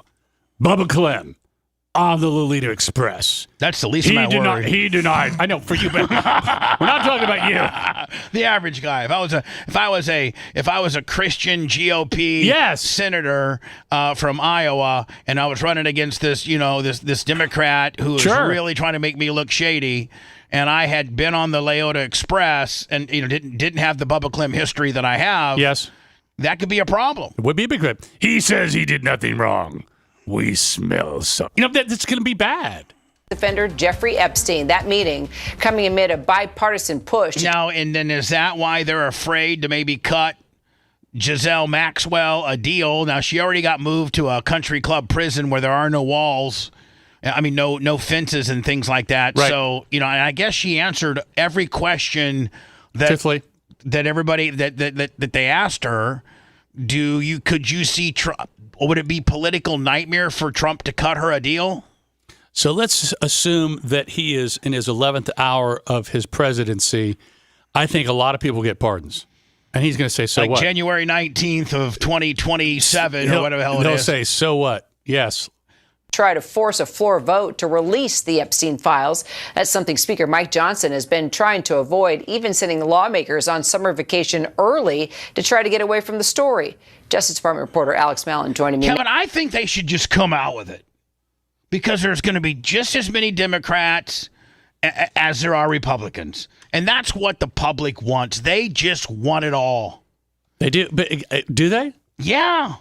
That's the only thing that's going to shut everybody up. I guess. Give it to me all. The question is, if it's overly redacted, are they going to be upset? If it's under redacted, are they going to be upset? You got to give it to me. The only thing you redact are the underage kids. The girls that I think the women's identities are redacted just because you don't want people to potentially find them. And do the victims want the names out there? I mean, here's the thing, Kevin. Do the victims want this I don't know. A lot of the victims won't talk because they don't want to be identified. Well, but they know some of the victims. I mean, obviously the victims were in the first trial. I guess the question would be DOJ meets with the victims and get them to sign a consent to release their names or not release their names. Or maybe if you're running it, you do a very deep dive and say, we've connected with 255 of these people. FBI agents ran them down, tell them this was going to happen, give them notice, give them a chance to do whatever they want to do. I don't know. I think that you redact the victims and release everything else. I'm sorry if Bill Clinton's name on there. I'm sorry if Trump flew on it a few times. I'm sorry if the congressman from Iowa did. Let it out. You just got to let it out. You got to take it. All right. What do we know about? Because anything short of that's everybody's going to get accused of just tomfoolery. The meeting, Alex. And let's not forget, man, Trump and Bondi. They act like they had a royal flush when they first took office. Remember, I got it on my desk, and then she turned that into, well, I had the file on my desk, but those didn't contain any names. She started playing the hot potato a little bit with that. So you're saying you want the untold story? I want everything. Is there are there emergency motions filed about? There could be. I mean, I'm in the emergency motion game now. Yes, you are. Federal. That's right. Redacted. Say it. Kevin, who ever thought some stupid radio guy from Warsaw, Indiana, that barely graduated from high school would this is my second federal lawsuit. Sounds like a good movie. I mean, my Lord. You made it. I got federal judges that know my name. Well, we know that this is a private meeting with House Speaker Mike Johnson and a bipartisan group of lawmakers from the House Oversight and Government Reform Committee. Now, Kevin, there on this Oversight Committee, there are Republicans that are calling for this to come out, aren't Correct. there? There are, yes. They're saying we want it. Was Nancy Mason there? She walked out crying yesterday after meeting with some of the Epstein victims. That's a good look. I mean, it is a good look. I mean, she appreciates. She's sensitive. God, I wish you would have won. God, I wish you would have won. You would be right. Where would you be if you had won? Tired. You wouldn't be traveling like you do. No. Sad. Sad. Poor. You probably would have been like, what was I thinking? I'm up here in Washington, D.C. My wife's in Fiji. Yes. I mean, she's mad as hell. She hates the District of Columbia. It sucks up here. Wearing Kevlar. I'm wearing Kevlar. This isn't my North Carolina little mountain home. I'm living in an apartment. And I think, Kevin, once you become a congressman, you get an apartment or something. No, you got to pay for it. But you got to pay for it, though, right? You got to pay for everything. It's $174,000 a year. So you get $174,000 a year, and you have to go find an apartment. Place to live. Many of those folks live in their offices. They sleep on their couches. You're kidding me. No, true story. Investigating the Epstein files. But, Kevin, here's the thing. You put in 8 years. Yes. That way you're vested and a lifelong pension. Okay. But you have to do 2 terms. No, you put in. I guess with congressmen it would be only 4 years because no, you have to go longer than that get vested. Plus, you have to be a certain age. All right, so let's say you stay in until you're vested. Okay. You still got a lot of meat left on your legal bone, and you're now a former congressman, and that brings whip in itself, does it not? Yes and no. I mean, I know a lot of friends of mine are former congressmen that are doing just okay. You've been better off to buy rental property in Bitcoin. So instead of representing the whatever district it is, the 13th, you said I'm just going to buy a couple more rentals and get a little more heavily into Bitcoin. I'll be way better off than going up there and arguing with a bunch of nonsense. Yeah, Lemmy's looking at his head like, that's why Trey Gowdy got out. He did. Trey's a great guy. He's in Greenville, South Carolina. Is he? Yeah. Have you ever met him? I've not met him. No, I know all that folks who know him. I'd love for you to meet him. He's a really good guy. You remind me, had you won, he's got better hair. You would have been the Trey Gowdy. Though, you know how he would always ask those great. You'd always have a Trey Gowdy moment. He's a former prosecutor. Yeah, so he would, everybody would be, and then Gowdy would come up. No notes. Just right up, and it would awesome. be, and it would be a sound clip that every news media played. I'd probably get his accent too if I did it.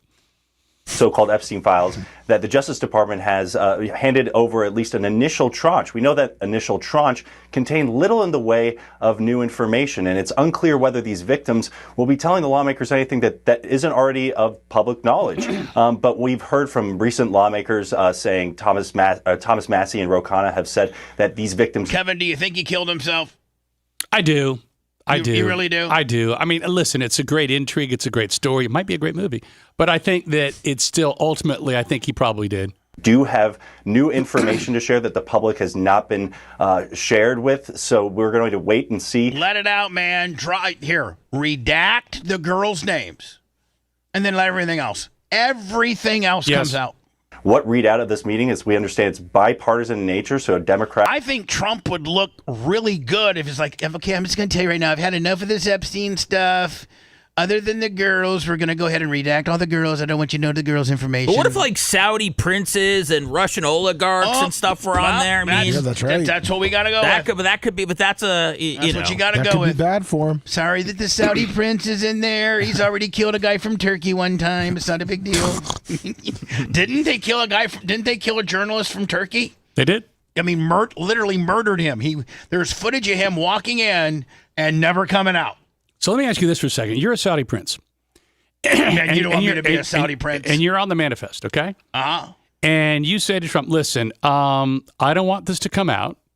Or you're Great Britain, and you don't want a member of the royal family's name to come out. It already has. Well, but say any more than it has. All right. More officially. And you go, hey, we're thinking on a tariff deal. Saudi, we're going to go ahead and sell you oil at a discount. We're going to save the U.S. government $50 billion over the next X amount of years to keep this thing under wraps. And Great Britain says, you know what? We're going to give you this trade deal. And what if he hypothetically leveraged the non-release of the Epstein files in order to better the economy for us? I think it could be this simple if you're a Saudi prince. Hey, Trump, this is a Saudi prince. Do you want gas to be $5 a gallon or $2.10?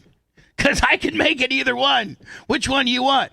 $2.10 if you keep me off the list, $5.10 if you keep me on. And no president, listen, unfortunately, Kevin, and you know this, that we as Americans put a lot of credence in the price of gas. Yes. And we solely blame the president for that, even though it might be natural disasters. Correct. And, a hurricane hit this refinery and, all this kind of deal. But we blame it on the president. And so if the Saudi prince is, like you said, selling oil at, 52 a barrel compared to 99 a barrel, gas is X or it's Y. And Trump is either, liked or hated. Based on the price of eggs, price of gas, yes, price of a Big Mac, and those are the type of probably conversations that have been had and are being had. On the way over here in my Rivian, I was thinking about the price of gas, and I was trying to think. Oh, that's right, I wasn't thinking about it. You were trying to think about the last time you had to buy a tank of gas, and it was probably for Missy's. Does she got an electric car? No, she's got her. No, she doesn't. She's got a Mercedes, hasn't she? Or no, she's a Beamer girl. No, she's a Rover girl. She's what? Rover girl. Oh. That's in Republican. Oh, Range Rover. White. Yes. Victims will be coming out of these meetings with these victims and ideally will get something in the way of new information that the Justice Department has not released yet.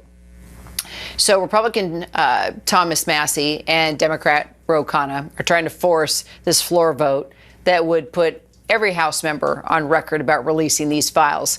What do we know? Now, if the House votes in favor, does it come out, or does the president have veto power?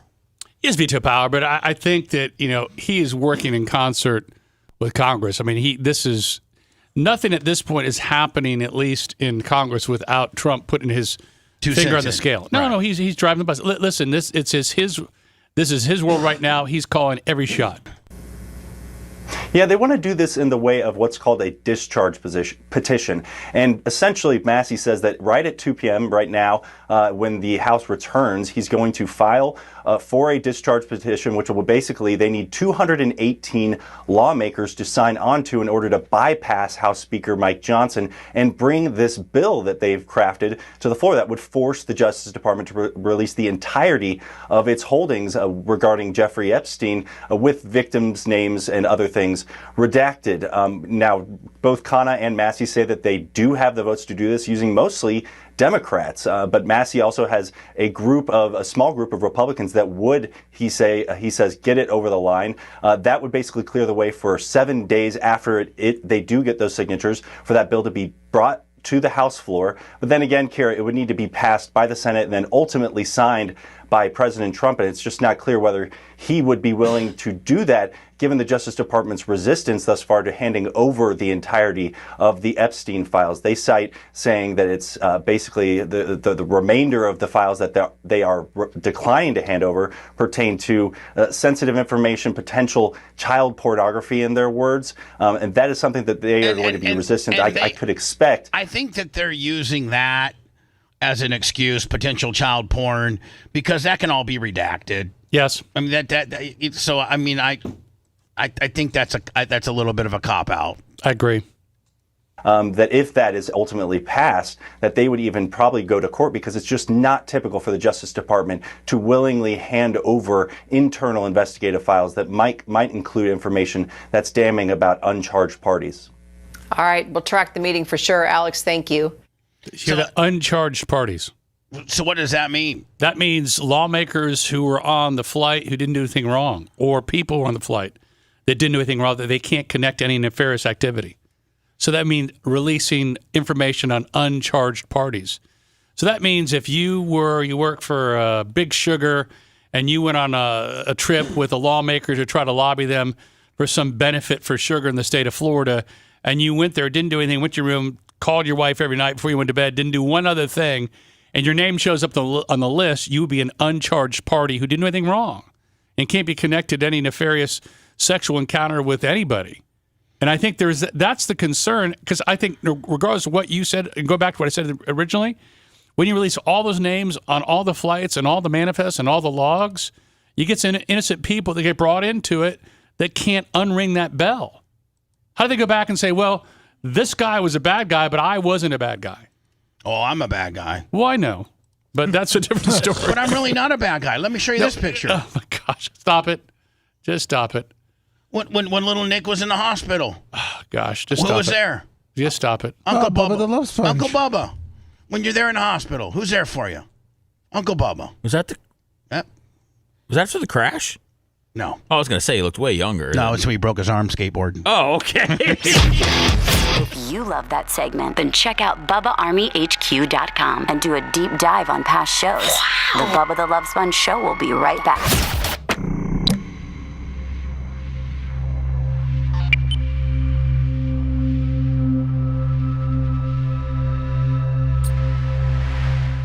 What's wrong with that? I would never meet with your wife unless she told me to. I'm afraid of her. You should be. I am. I have so much scare for her. I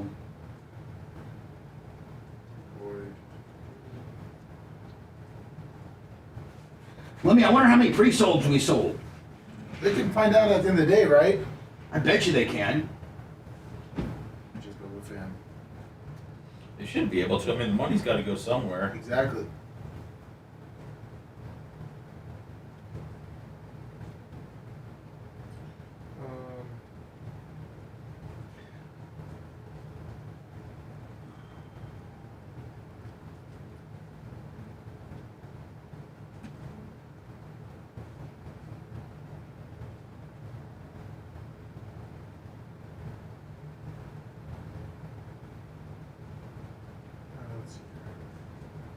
When's your next segment end, Bo? What's that? When's your next segment end? I need to get over here about 9:40. Does that work? Yeah. That's when we'll end. That's when our next segment ends. Perfect. Is that good for you? It is. Okay.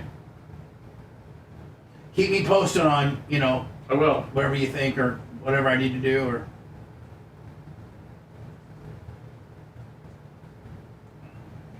Have you seen this mayor in Chicago? Yeah, that's nonsense, isn't it? Even MSNBC and CNN is pushing back hard. MS Now. MS Now is that what it is? Yeah. Change the name, yeah. Oh, MS Now. Yeah, So because bad. they wanted to get away from MSNBC because it has such a bad, What do you think about the North Carolina game? I think Bill Belichick is worried too much about hot young ass than. Well, I mean, she was there for what, halftime? She came down and talked to him. Yeah. And it's ridiculous. I think it's ridiculous. She's I think ridiculous. I think it absolutely is ridiculous. His legacy is ruined. Yep. Because of her attitude. The fact he lets her be involved in anything is absurd. I don't get it. And he doesn't, and he doesn't even he's not even Bill Belichick about it. No. He lets her run all over him. I know. That's the thing that surprises me. Maybe he's If you won Powerball, would you buy all Bitcoin? I would buy Ethereum, Solana, Celestia, Render, and Akash equally. XRP guy. Let me just wrote all that down. Well, I'm going to tell you, if you want to know where you need to make your money, and let's put it this way, 8 years ago, if you would have invested $5,000 with what I was saying on Kevin's Law, which was equally between Bitcoin, Ethereum, and Solana, you'd have $1.2 million. Kevin, we don't bring you in here to make us depressed, okay? Well, I'm just saying that's what a $5,000 investment would be. I know, love, but that really makes us. That doesn't make us feel real good about ourselves right now. Hold on. Today, I think the hidden gems, the next Solana, is Celestia, that's TIA, T-I-A, and Akash, A-K-A-C-H. Those are the ones. Akash? Akash and Celestia. I think they have the highest probability of a 20 to 30x in the next 60 months. In the next 60 months? 60. Yeah. A 20 to 30x. A 20 to 30x. I think you're going to see also what you need to be doing if anybody, ask me the question, we go back on. Because I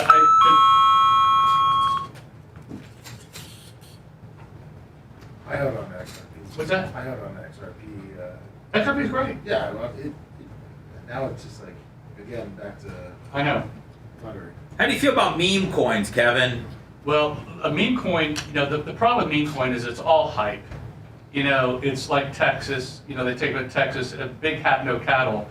They are great, it's all speculative, they'll go up and down, but in my opinion, you gotta buy something that's gonna do something, that has some value. You can make money on it, you can make money on... You can't make money on it? Do I make money on it? No, somebody can make money on it. Oh, you can make a lot of money. Oh, really? Oh, okay. Oh, yeah, like Little Pepe and Bonk, and there's a lot of these things that, especially now, would I put $1,000 on maybe 10 of those? Yeah, maybe.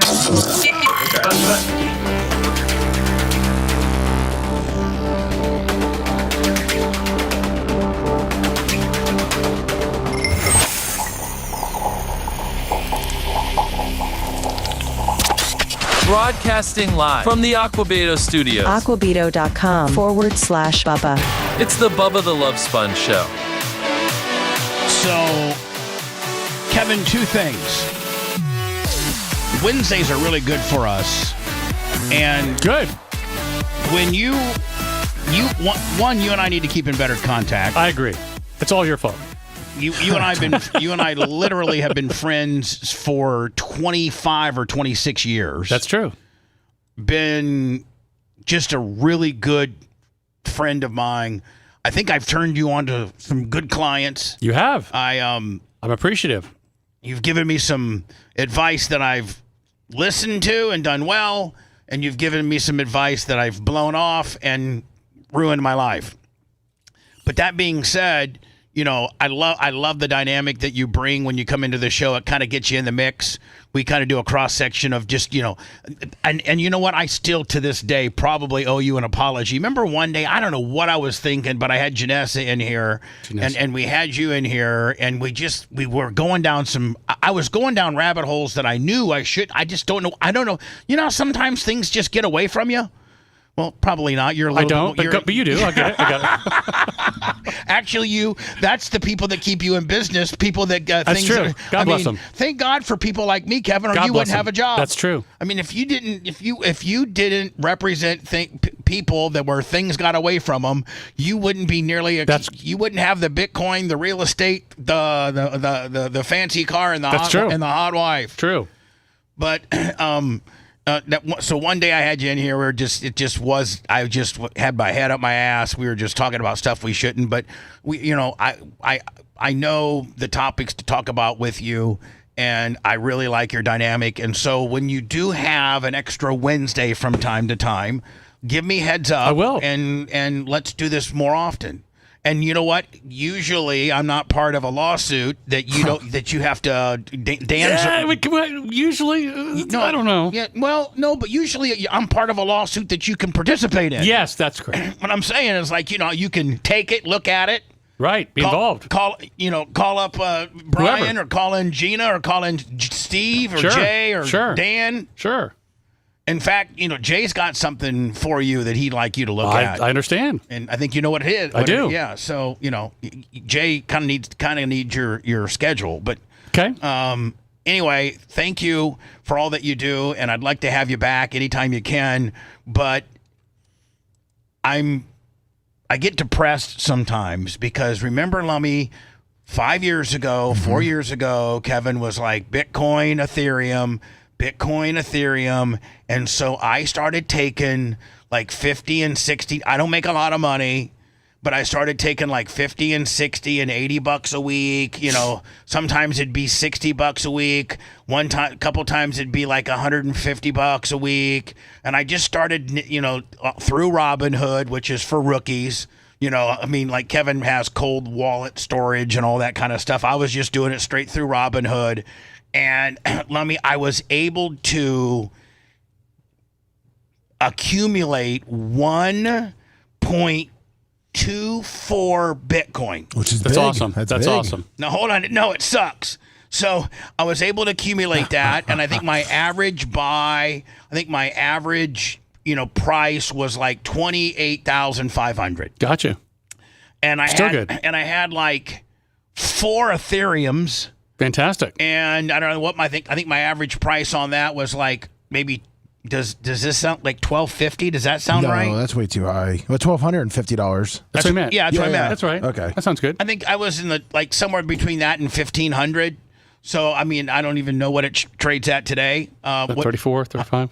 Where is that? Where we at? 35,000? About that. 3,400. A little over 3. All right. So anyway, and then all of a sudden, Lummy, here comes this IRS agent under this little known IRS law that I didn't called know. Taxes? No, called no. You know what? This is going to blow your mind because you've never had tax issues. I do. So people that don't have issues, I pay a lot. No. But he's got H&R Block. You don't know this. Listen to this. $9.99. There's this little known law. Back in 2018, when I was going through that federal lawsuit, and remember my contract made me I had to pay for my own legal. It was part of me being, instead of working for the company, I was a private vendor, which made me have to pay for my own legal. So I got involved in this big federal lawsuit. Yes. And it took every dollar I had and then some. It ruined me. And it was my own fault. And so it settled, whatever. And I got behind on my business, on my tax. I got behind on my taxes. And there was a settlement. And, maybe I had some money, maybe I didn't. And so I had my own, and you're in trouble with the IRS, Lummy, when you have your own IRS agent that comes to your office. Yeah, that's not good. That's not good. So, but this guy was the greatest. He was good. He was a good dude. He's like, listen, the only thing that you're really going to get in trouble, you're never really going to get in trouble with the IRS unless you lie and you underreport or you don't file. Like, that's what they're looking for. They're not looking to really audit you that much. They're looking for non-filers, and they're looking for liars. People that are trying to defraud. See if I'm claiming the neighbor's 6 kids, Exactly. So he comes to me, and at that point, Kevin, I had gotten behind on my taxes, but I had, I got some money, and we were able to come up with a settlement with the IRS. And this guy, we settle. I write him the check, and he said, okay, as far as you're concerned, you're good. Just stay current. And I have stayed current. Now this is 2018. This is the tax year. This is the tax year, Kevin, we're speaking about, 2018. And so, it was when Jim Martin and Tom Bean had offices upstairs. Yes. Okay. Yeah, that was a while So ago. I'm upstairs with this guy, write him the check from the little bit of money I got, and he goes, okay, and unless your situation changes dramatically, you're good. You're good. You're clean slate. I'm like, okay, great. So I and this is something you probably don't even know, Kevin. You might know it, but so they have there's a law or a rule or a subsection or some kind of addendum or something to the IRS tax code that if you start doing significantly better. Now, you got to remember, in 2018, I lost it all. I had to borrow $25,000 from Tom Bean, Lummy, in order to camera up the studios because my only form of income at that time was Twitch. Right. Yeah. That was it. And we were making like $1,400 a week, like a month. Like $4,000. No, we making like $4,000 a month. And remember, the building was getting foreclosed on. Yep. And I'd already short sold my house, and I was just, but I got the IRS off my ass, and we were good. And so I had no money, zero money, none. In fact, the only money I had was the $24,000 I got from living at my house for 20 years. Instead of being able to pay the equity down, have it paid for, most people can pay for it in 15. I'd HELOC'd it and borrowed against it and built these studios and, was not, responsible and bought an airplane, just a bunch of stuff. And meanwhile, mind you, while I'm doing all this stuff, acting irresponsible when I had money, back when I was 08, 09, making $3-4 million a year, I'd talk to Kevin about once a week. And I could literally, he would talk to me all the way home. And I'd sometimes, lose him on the bridge, and I'd call him right back, and he'd be like, I'm just telling you, you're doing real good right now. You need to start buying some investment properties. You can, after your first one, you can use that as leverage. You'll never have to come out with any more cash out of your pocket. I'll show you how to do it. I'll help you get started on your first one. It's not a big deal, bud. Once you get a handful of them, I got a management group that'll run them for you. It's mailbox money. Occasionally, you get a bad renter in there. You get him out. You put a new coat of paint on the deal, and you're cooking with fire again. I'm like, Kevin, I'm not buying no rental properties. I'm going to the dollhouse this weekend, Kevin. Okay, unless I get throat cancer, I'm never going to be able not to make a lot of money. I'm going to make a lot of money, Kevin. Just whatever. You keep being slumlord, whatever hell you need to do. So Kevin, like every, 2-3 months, he's like, hey, I'm looking at a house, but in the same neighborhood, there's a really good deal on a duplex that you can, literally for like $25,000 down, you can own it, have both of your tenants pay your mortgage, you're going to have $550 a month cash flow. You'll have it paid for in 10 years. And then you'll flip that house into 5 others. Oh, Kevin, shut up. Whatever. You keep defending bad guys. Well, so those are the conversations I had with Kevin. So in 2018, when I lose it all, and had I listened to Kevin, I'd have about 9 or 10 properties I could have fallen back on and not been in dire straits. A couple million, exactly.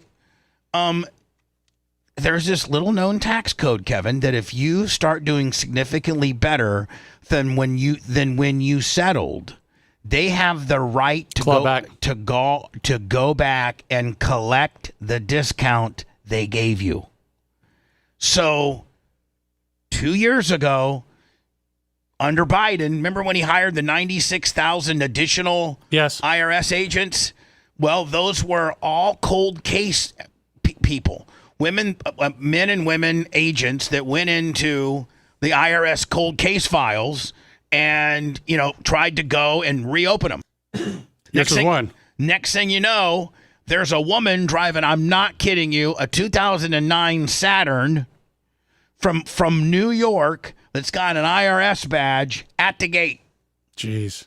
And I go out there and she's like, are you Bubba Clem? And I'm like, yeah. And she's like, I'm Marianne McGillicuddy from the IRS, and we need to make an appointment because we're coming back now and going to collect the additional $197,000 discount that we gave you in 18. But I'm like, well, hold on. In 18, my guy, Jose, whoever, said she's like, well, you technically were good then, but your business now is making, too much money, more money. And we're here to collect it.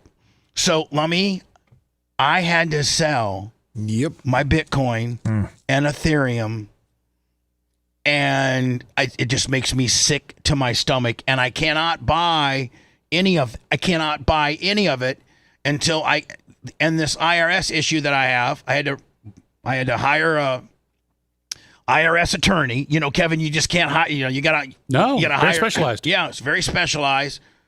Had to hire an IRS attorney, and the IRS, man, they don't care about time or I'm trying to get this thing resolved. I've made an offer of compromise. They've rejected it. We've appealed it. They've not gotten back to us. And, it's just absolutely a nightmare. And it makes me sick to my stomach because for once I listened to Kevin. I listened and I bought Bitcoin. And I bought Ethereum, and I would be rolling right now. Well, he's giving you more tips. I mean, he did over. I can't buy anything. He's not allowed. You can't buy. You can't buy one thing. I can't buy one thing. I can't buy one thing, Kevin. And Kevin, if my sister hadn't co-signed on my truck, they would have taken it. Wow. Because I have equity in it. And they're like, well, we see you have a 2019 Lariat Ford F-150 that's got X amount of equity in it. And thank God my sister co-signed. Because I guess they can't take it. No, they can't if it's hers. Yeah, so it's just I wish. I mean, let me all these. I know I'm nearly 60 years old, and I'm just now starting to listen to Kevin. And had I listened to Kevin when I was 34, I wouldn't even have to be worried about listening to Kevin because I'd be almost as rich as Kevin. You'd be partners. It'd be a Hazlitt. I don't even know all the partners now. What's it officially called? Carlson, Meisner, Hazlitt. Just 3. I'd put a Clem in there. Put a Clem in there. Yeah. Carlson, Meisner, Hazlitt, Clem. But I mean, just I want to. Well, when you get done, I don't know, Kevin. I'm going to be honest with you. They're not even returning my counsel, my attorney. They're not even returning his calls because they're in the midst of a shakeup right now. They are. Trump moved a lot of folks out of there. Yes, and so my person's gone, and it's been given to a new person, and my new person said, probably swamped. No. Nope. We're like, but the other person was cool, and they were like, we were super close, and we're like, we came up with the number that the other person said. And they're like, that's not my number. So now I gotta. It's just like, oh my God. It's so disheartening. It really is. You're gonna be rich again, though. I don't think so. I don't think I'll ever be rich again. I think you will. Yeah, Kevin believes in you. You think I got one more shot, Kevin? I got you. You got one more chance to take Cinderella to the ball. Well, here's why, Kevin. Because I live such a frugal life. And how much happier are you? And here's the thing. Once I get this IRS issue, I don't owe anybody anything. I don't even have a credit card. It's free, isn't it? I don't even have a credit card. I have a $600 truck payment. I got an insurance payment and a cell phone bill. Nothing, yeah. That's it. How crazy! What you talk about a roller coaster ride? But no one could have told you, and I did tell you, but no one could tell you ad nauseum, and you would not listen. You couldn't absorb it when I said. And Tom Bean was saying the same thing, and you're like, I know better. But literally, you had an NFL player mentality. When I bought my plane, Tom Bean with me, it was $467,000, and I put $100,000 down. And Tom Bean goes, "I know that you really want this plane, but you know that you can rent a plane, far cheaper, and not have an annual inspection of $35,000, even if the plane doesn't move, not to hangar it $1,200 a month." Every time you go anywhere, you got to pay a pilot, $300, put them up, gas. I just should have listened. I should have listened to Kevin Havslett and Tom Bean, and I would be. But I'm listening to them now. I just hope it's not. I just don't. I hope it's not too late. It's not too late. But go ahead. But here's one of the things that like right now, the price of property versus the rent. It's not the best time to get an investment property today. When I was telling you it was. But one of the things that Trump, back in 2006, whenever I was telling you the whole time. You told me to hold on in 2008 when I was making some of the most money I ever made. You could have just. You were telling me right double now. Down. Oh, you were like clean up. Yes. He said you should have Kevin. I can remember this like it was nothing. Kevin said this was early 2008, Lummy, and we just started double dipping. So I'm making like $5 million, and Kevin's like, and the prices at that time had dipped. Remember that the housing market it was crashed. a great time to buy. And Kevin, this was in February, and Kevin said you should own 6 properties by the end of the year. Yes, hands down, no question. I'm like, what? I'm buying an airplane. but the other thing, in 2020, I said go out and refinance everything when you could get a 2% note. That's right. I went out and borrowed as much money as I could possibly borrow. I borrowed, millions of dollars at 2.5%, and look where it is right now. I mean, what, 7? Yeah, 7. 7, 8, investment. 6, you're in the 8s. Hello, who's this? LH. Hey, LH. Hey, what's going on? I know you told me not to call your show no more, but no, LH. I don't. You did. No. Because I went off on you one day. But, LH. I want to tell. Sir. Hold on. I want to tell you that I appreciate you. You say it like it is. Sometimes it upsets me, but I never not want you to call the show. I appreciate you. You say it like it is, and I don't have that mentality. You can call anytime you want.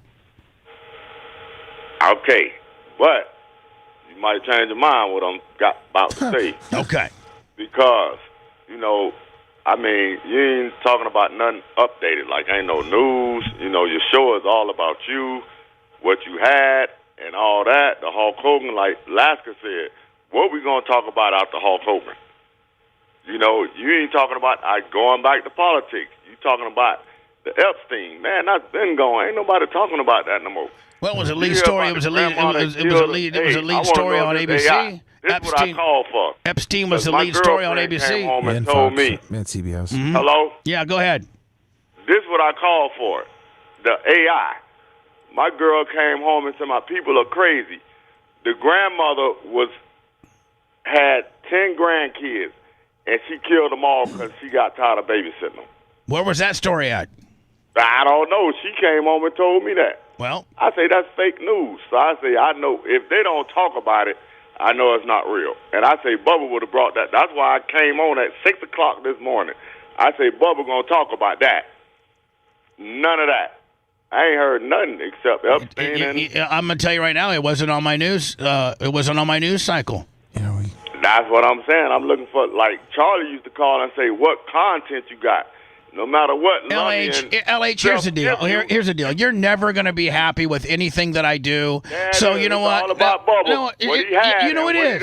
It is because you know why? It's the Bubba the Love Sponge show, not the LH show. So you keep a listening, you son of a bitch. And I'm so sorry that what we're talking about doesn't interest you, but it interests you enough to call in and bitch about it now, doesn't it? I haven't found that story yet. I found it right here, YouTube. It's a month ago. If you want 24/7 on-demand crew, go to BubbaArmyHQ.com. Right now. The Bubba the Love Sponge show will be back after this. I don't know if it's...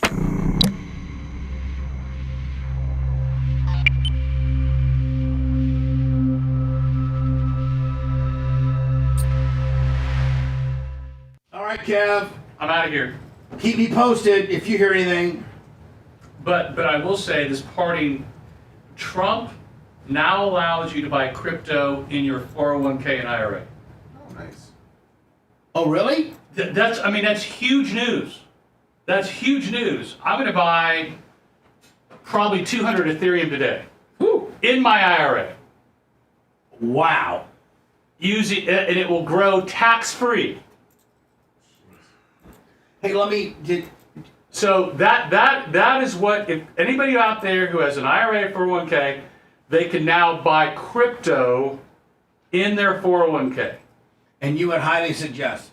Well, I'm not a financial advisor. I'm telling you what I'm doing. I'm not saying you're a financial advisor. But I'm telling you what I'm doing. Which the answer is, look at Bitcoin's return, 30% over the last 8 years?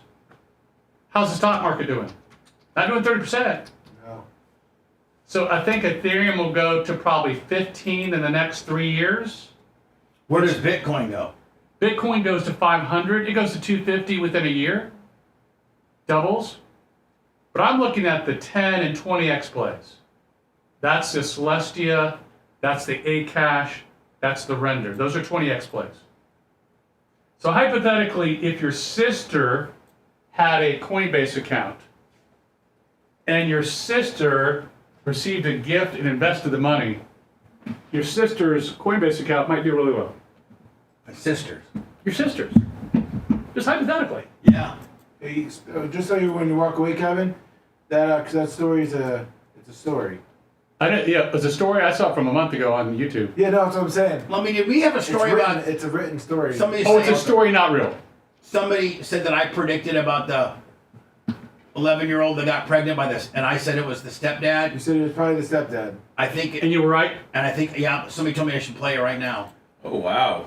Well, yeah, I sent you... You didn't send me the story, I just found it. I sent you this in prep. Hey, do you guys know that you can rewind the show on YouTube? Yeah.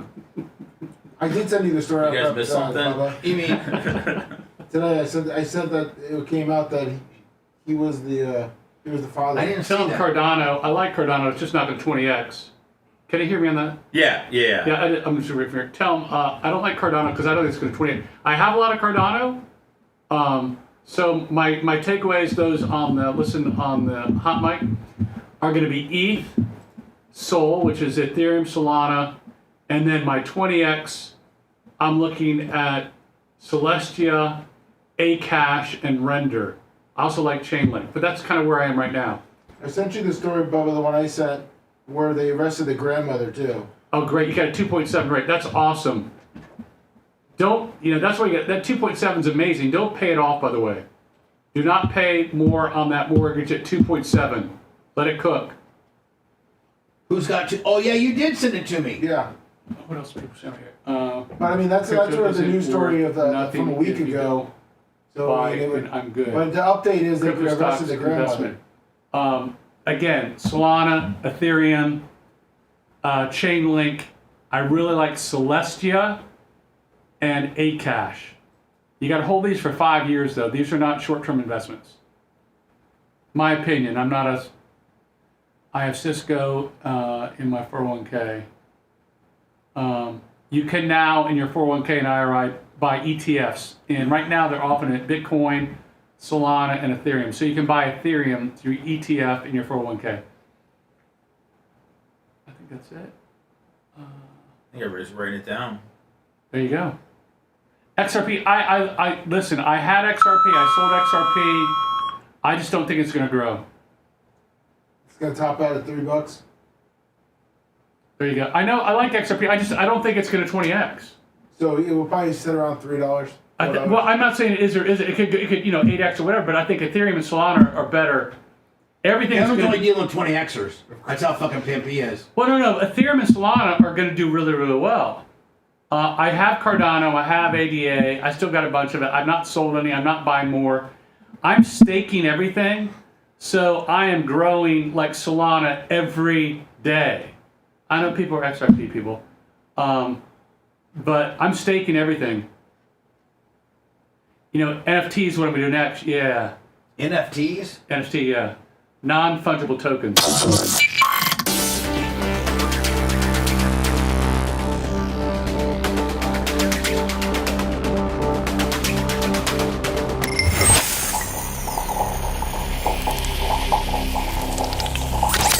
Broadcasting live from the Aquabito studios, aquabito.com/Bubba. It's the Bubba the Love Sponge Show.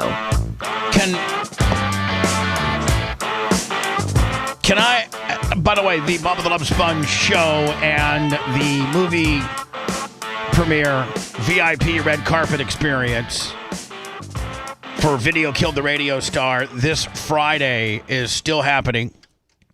Everybody should be getting their emails and tickets and things like that today.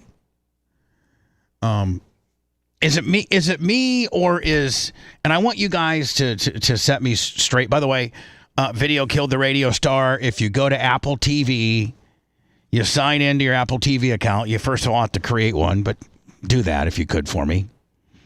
I'm trying to sell 1,000. That's even part of the lawsuit. Bubba's trying to sell 1,000 pre-sales. I'm trying to sell 1,000 pre-sales by next Thursday. That puts us on some kind of lightning rod algorithm. And you can pre-buy it now. The pre-sale is happening and is live right now as we speak.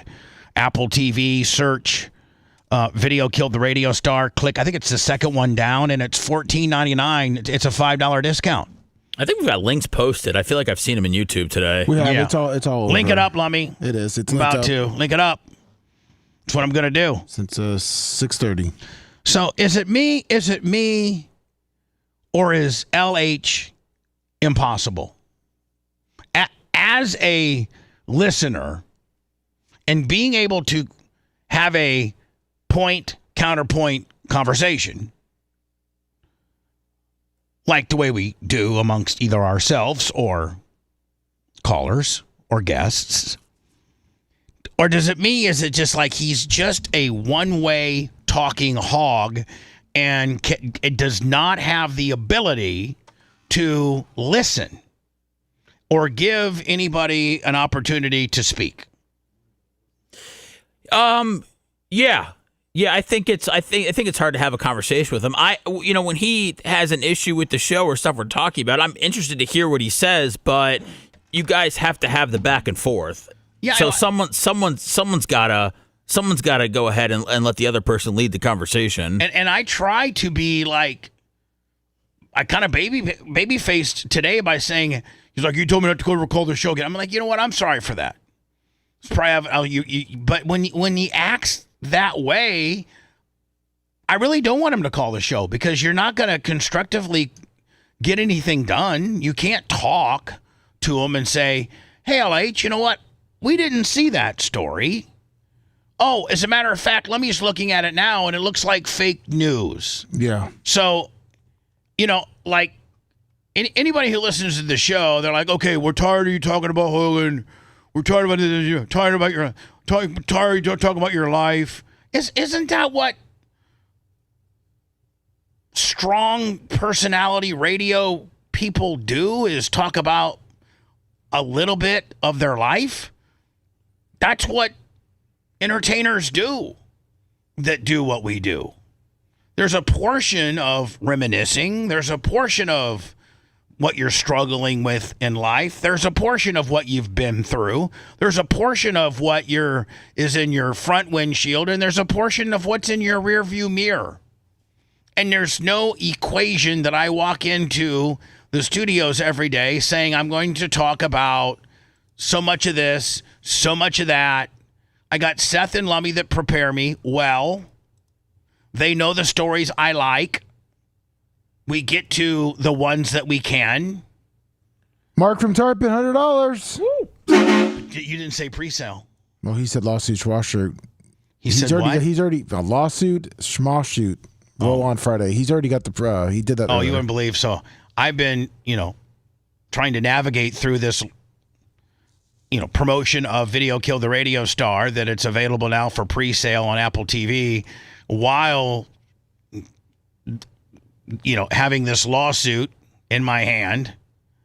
Being, I would be lying if I didn't say I'm nervous about potentially us being on the wrong side of a ruling. I'm a nervous wreck. Are you? It seems like you're pretty confident about things. From the people that I trust, Tom Bean, Mark, Brian, Gina, Kevin. I mean, didn't the L.A. Hollywood lawyers, didn't they clear all this? I'm not going to really. I probably. Sorry, I said too much. Sorry. Yeah. So I'm doing a show while trying to promote this, have this in mind, and then occasionally having one or two of those people telling me to shut up. But I'm on the air. And I know you need to tell me to shut up, and I know it's probably frustrating when I start going down a path that you don't want me talking about, but I am so screwed in the head as to what I can and cannot talk about. So it's a very trying day. I'm going to the doctors today. I got to get my back looked at, Lummy. I really, really messed my back up on Saturday. Oh, no.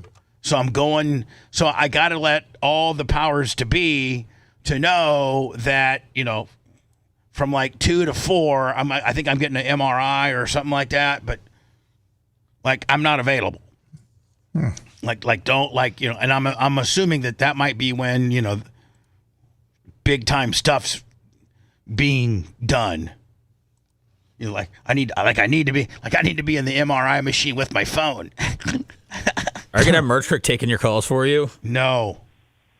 I mean, I Merch Crick, you know what? Here's the thing. Not that I'm afraid anybody to call me. Merch Crick has my phone.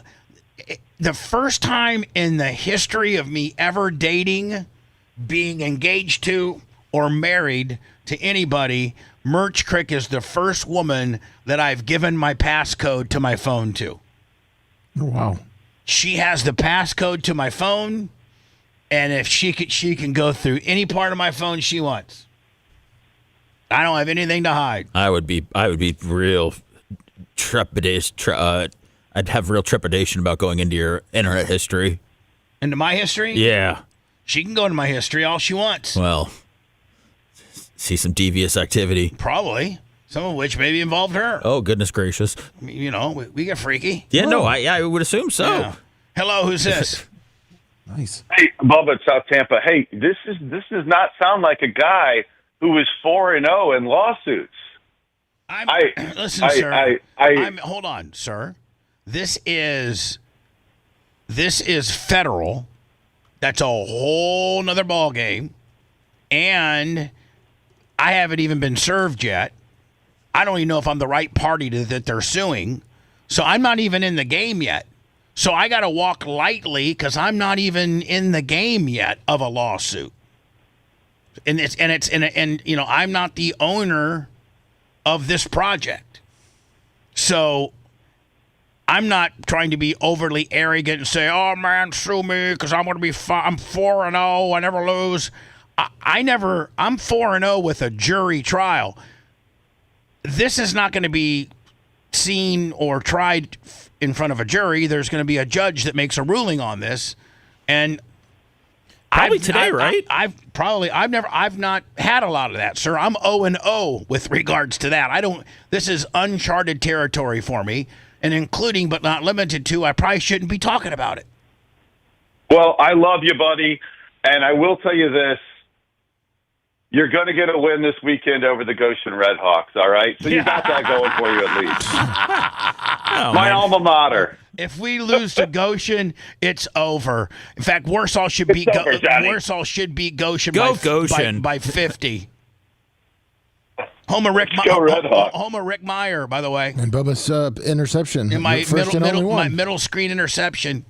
All right, man. Good talking to you. Yeah, my mom taught him in high school. That's where I went to school. He's a good kid. Good talking to you. I appreciate it. Good guy, yeah. Thank you. All right. Last phone call, Lummy.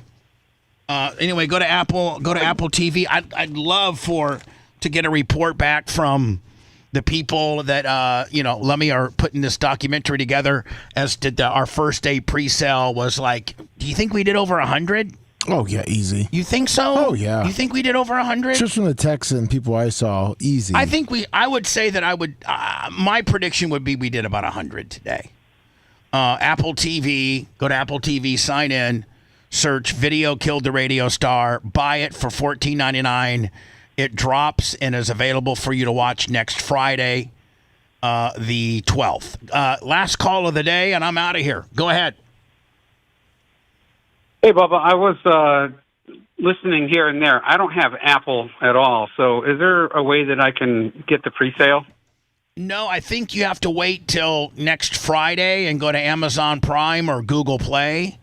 It'll be on both of those, but I don't know that they're offering pre-sales on those. I think they just pop up and are available next Friday on Amazon and Google. Okay. So all right, I appreciate you taking. I appreciate it, and I hope you go out and get it. I plan on it for sure. Thank you, sir. Appreciate you. All right, thanks. Lummy, I think we talked about this a couple weeks ago. No, last week. Last week we did. It's an update. Details. And I think I just arbitrarily spewed out. This is a hell of a story to spike a football on. I think I spewed out, man, and I think at the time that we did the story, nobody had. Well, he may have been a suspect, but he hadn't been charged. No, he was. Yeah, he was. Well, he was arrested along with his wife last week. Yeah, but it wasn't over him. But it wasn't over. They didn't know the DNA results yet. Correct. He was just arrested over child abuse. I said, I bet you it's the stepdad's kid. Yep. And I was right. New details in a very disturbing case out of eastern Oklahoma. It is making national headlines. An 11-year-old gives birth inside her home in Muskogee with zero medical care. Both the child's mother and stepfather are in jail.